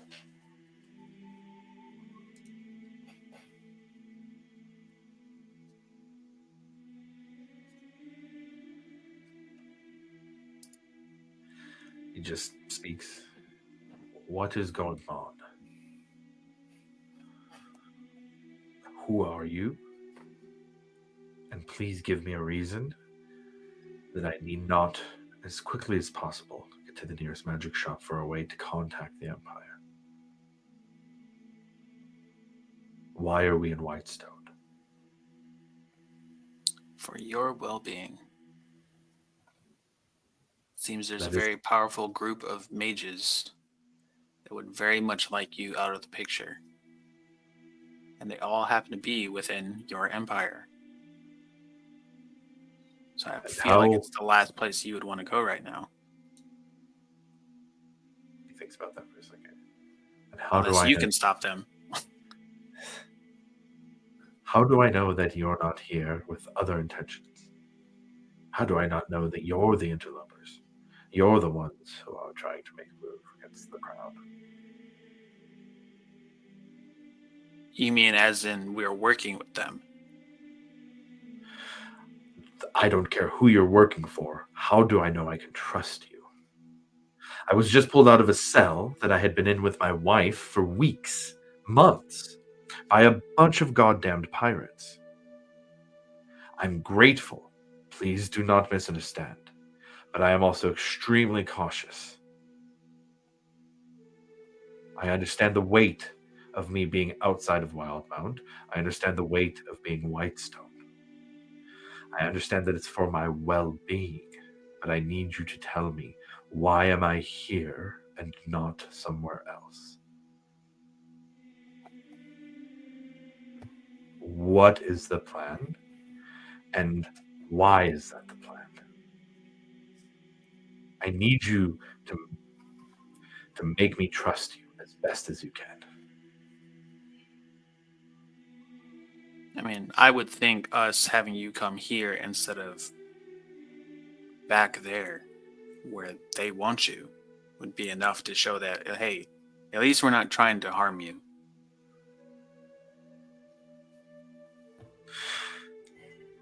And who are you? Well, we're Bastion's Watch. And who is Bastion's Watch? Just the latest, greatest group of heroes, I guess. I have been in a cell.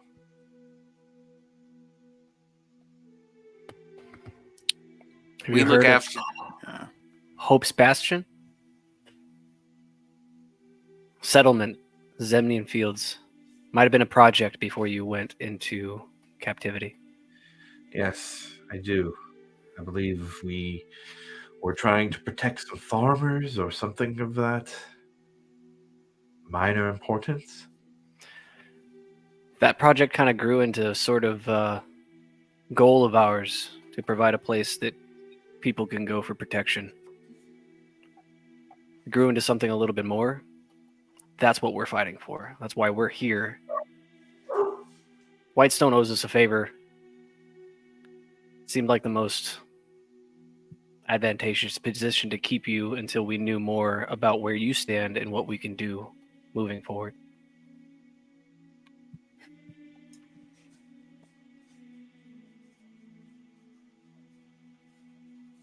And does Whitestone know they're harboring a foreign royal? not yet, but they owe us a favor anyways. I see. Where is my wife? And how is she? I guess he wouldn't say where is he. He knows where she is. How is my wife? How can you help her?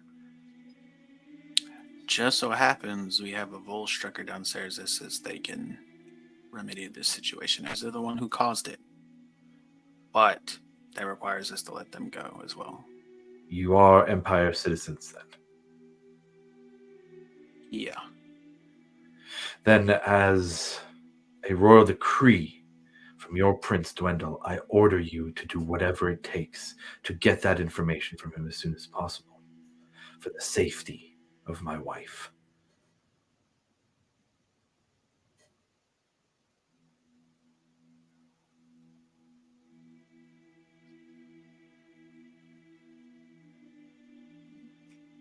Man, I guess we don't really have a reason to go against that song.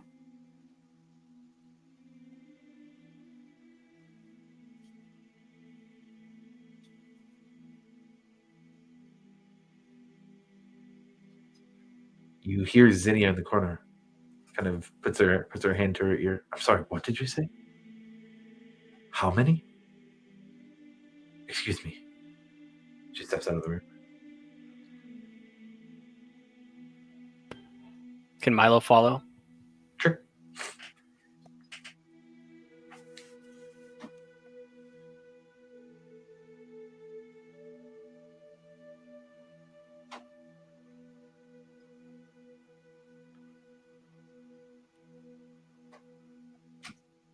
I guess I will go back to Vehas. Just Varric? I'll go Sati. back with him. Yeah. Vasati would follow this time too.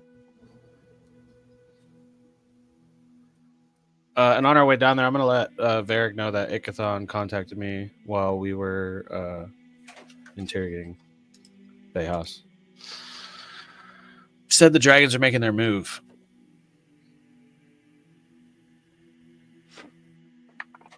I don't know how he got this number. I never gave it to him. Bro, never a moment's rest. It's been chaos from day one. Yeah, we just head down. Be like, the air is commanded, and it is your time to shine.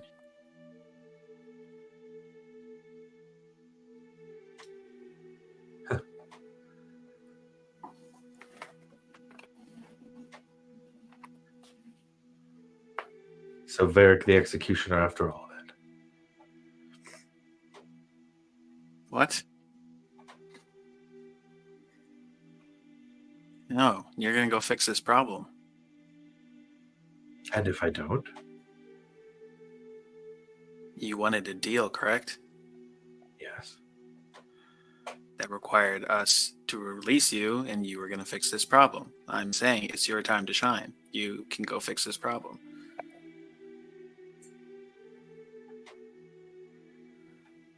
You Should see just me wait. kill one person, and you think you just know everything.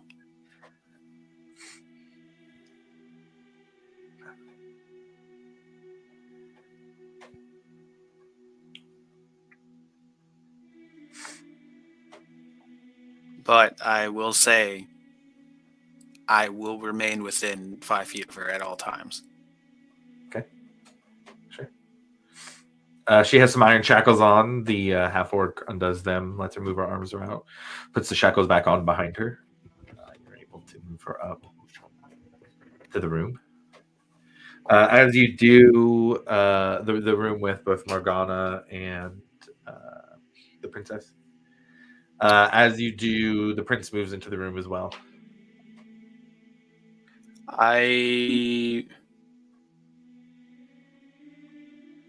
Wait, Ekamos, are you here? Yes. I will whisper to him, just look, if she tries anything weird, need you with that counter spell real quick. I got you, baby. Don't you worry. I would like to stand as close to the prince as possible. Sure. So, to the prince? Okay, got it. So we got Breck next to the prince, Varric next to Naos. Ekamos in the room.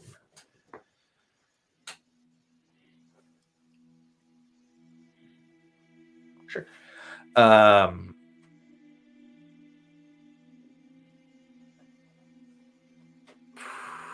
Interesting thing here.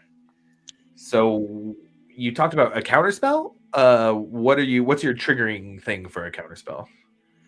What are you trying to do here? I guess if Ekamos gets any hint of her causing harm to either the princess or Morgana. Okay, understood.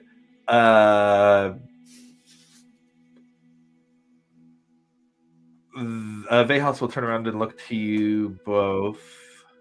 Oh, well, all of you guys. I say Ekmos, Varric, and Brack. I can only do it on one today. The other will have to wait till tomorrow. It has to be the princess. Yeah, I'm okay with that. She looks to you, Varric, and kind of nods through her hands. Somatic components. She wiggles her fingers.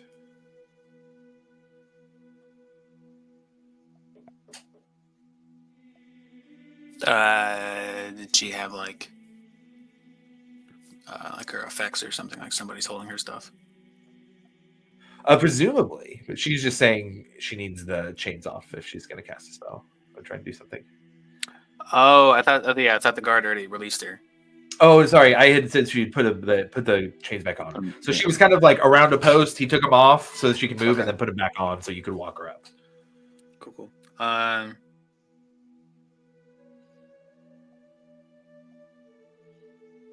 take one off. Okay.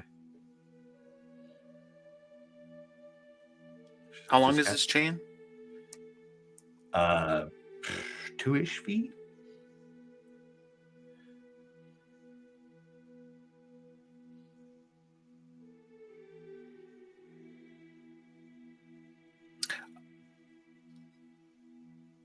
I will attach the other one to myself. Okay, yeah, absolutely. You do that, no problem. She goes and stands over by the princess. And begins to cast a spell. Ekamos, roll me an Arcana check. Sure. Could I do something as well? Sure. Can I cast Detect Magic? Sure. I just want to be able to see the school of magic.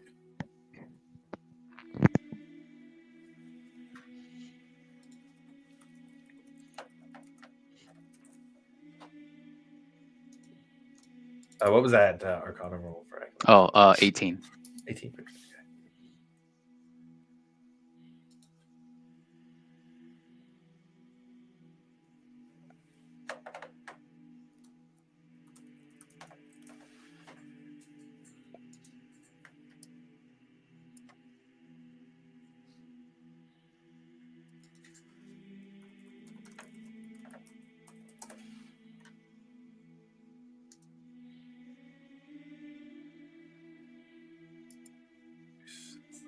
Presence of magic.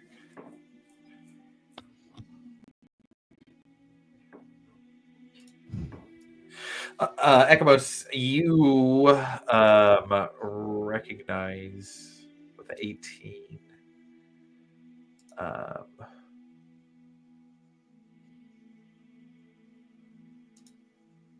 Yeah, 18 is just high enough. I would say you recognize very similar somatic hand movements for a spell that Milo has cast many times before, but it's not Dispel Magic. Varric, you start to see a faint glow of evocation magic on her hands.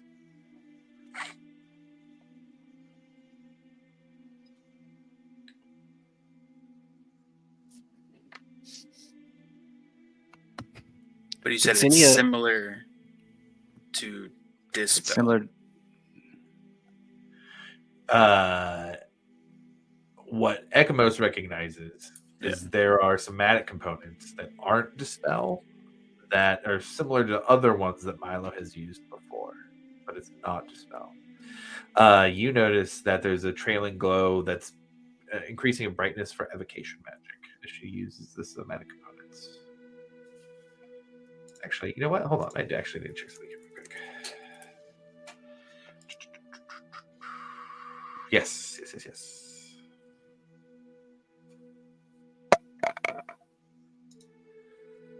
And then Ekmos, you see her reaching up to an earring on her ear.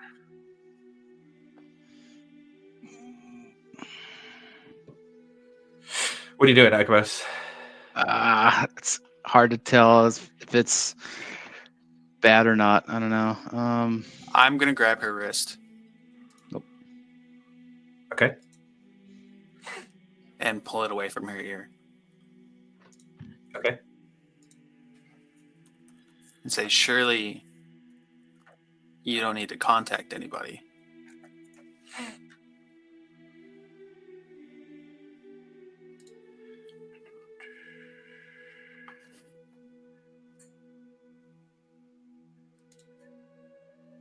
She will give you a kind of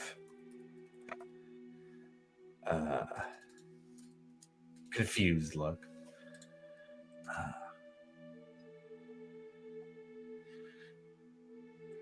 What are you talking about?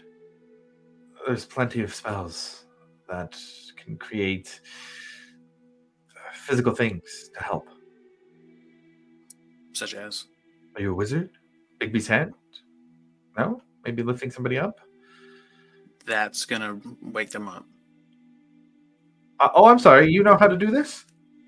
You brought me up here. I'm just asking the question. Why are you getting hostile? Why are you stopping my spells?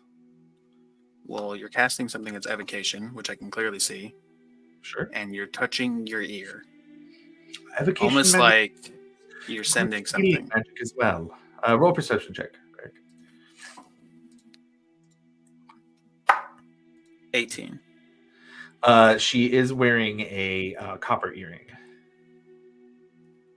But everything else she's saying is true. I mean, there is healing magic and mass healing words evocation. Heal is evocation.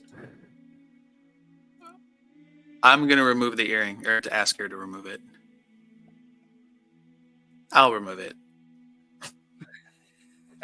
I will remove it. I don't trust this lady.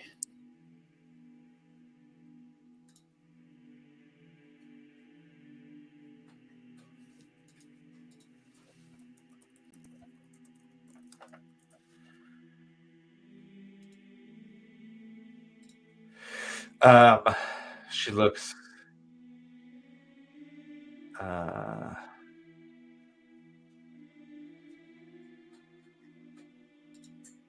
She goes, well, this is embarrassing. I don't know if I can do this on my own. I think I'll need another person.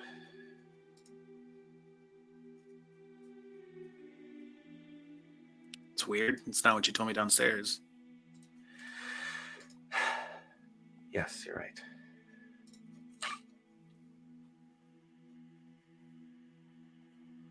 There are two levels here of this magical block. We need to dispel them at the same time of a certain level in order to have access to the one that is keeping them asleep.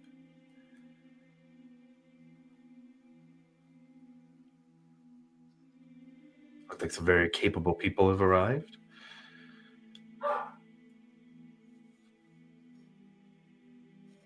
What's the spell you need to cast? Dispel magic.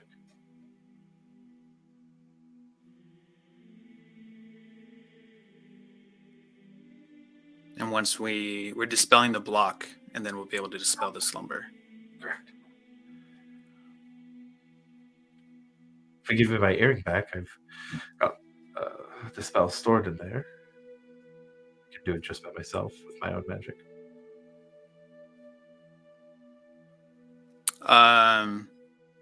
Are there any guards in here? Not currently. There can be, though. Yeah, I'd call for one. Sure. Call, a random piratey guy. Big cutlass and a sword. I want I want the guy that was downstairs. I want Michael Penn. Oh, same guy? Yeah, you're able to get him. Yeah. I would say probably about we're at about a minute and a half passing, maybe 2 minutes. Milo, you would follow Zinnia out with a very concerned look on her face. And you see her eyes going silver. She's casting sending. And you hear her say, "No one is left?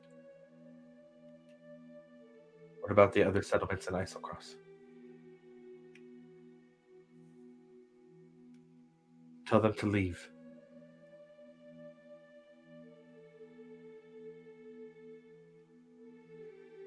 We must warn the diarchy.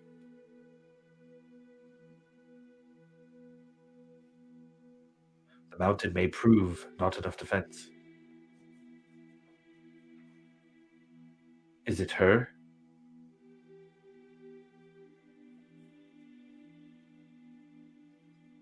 I'm here with him now.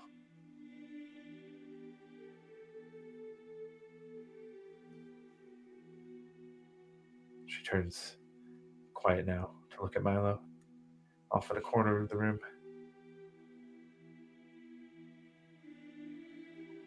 Things have just taken a dark turn, my son.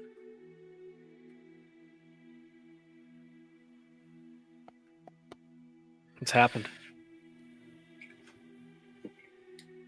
I fear that your father's death is allowed for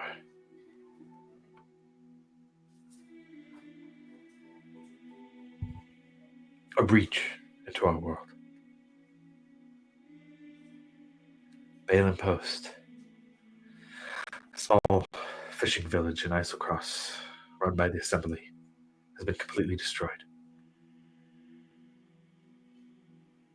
Reports of 5 dragons raising the area have started to come out of the north.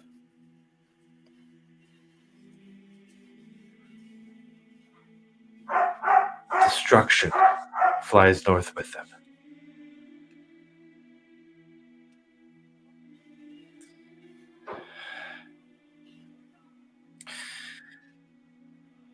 We have started to use magic to divine the area and see what we can see, and it is not 5 dragons, it is 1 dragon with 5 heads.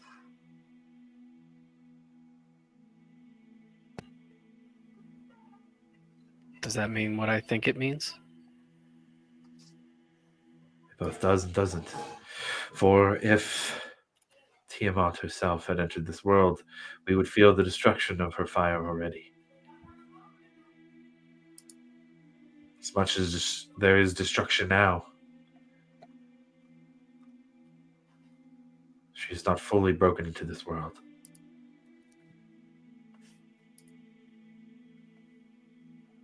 The Order has been looking into the arms of the betrayers for some time. They need your war pick to do that.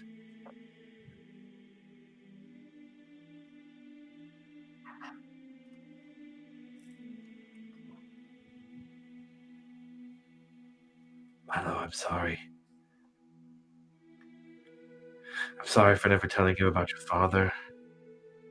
I'm sorry for keeping you in the dark. I'm sorry for letting you reach your full potential. Because you have a responsibility that you cannot shake.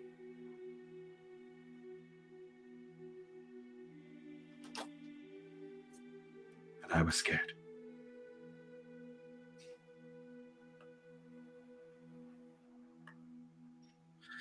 We must make our plans, son.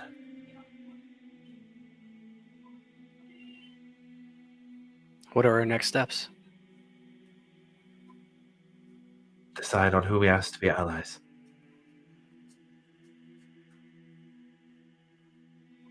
Decide where we make our stand. And for what it's worth, try and find out if we can destroy that weapon before things get worse.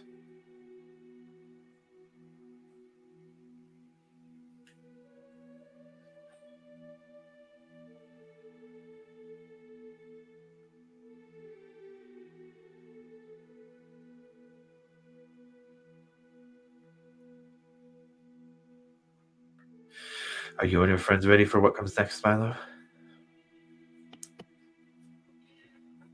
I think we're as ready as we're going to be.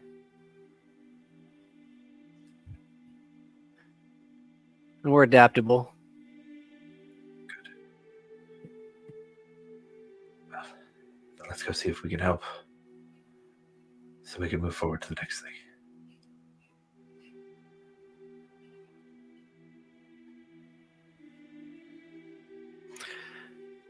I'm sure you had your reasons for everything and all the choices that you've made. But now that this moment is upon us, I'm glad that you're here with me. So am I. And I hope that I have not cursed you beyond what I can bear. I think that's a good place to end the session for the day.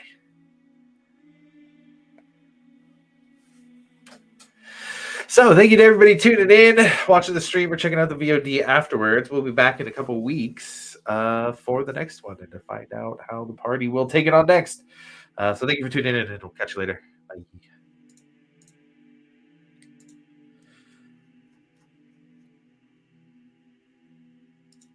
An end?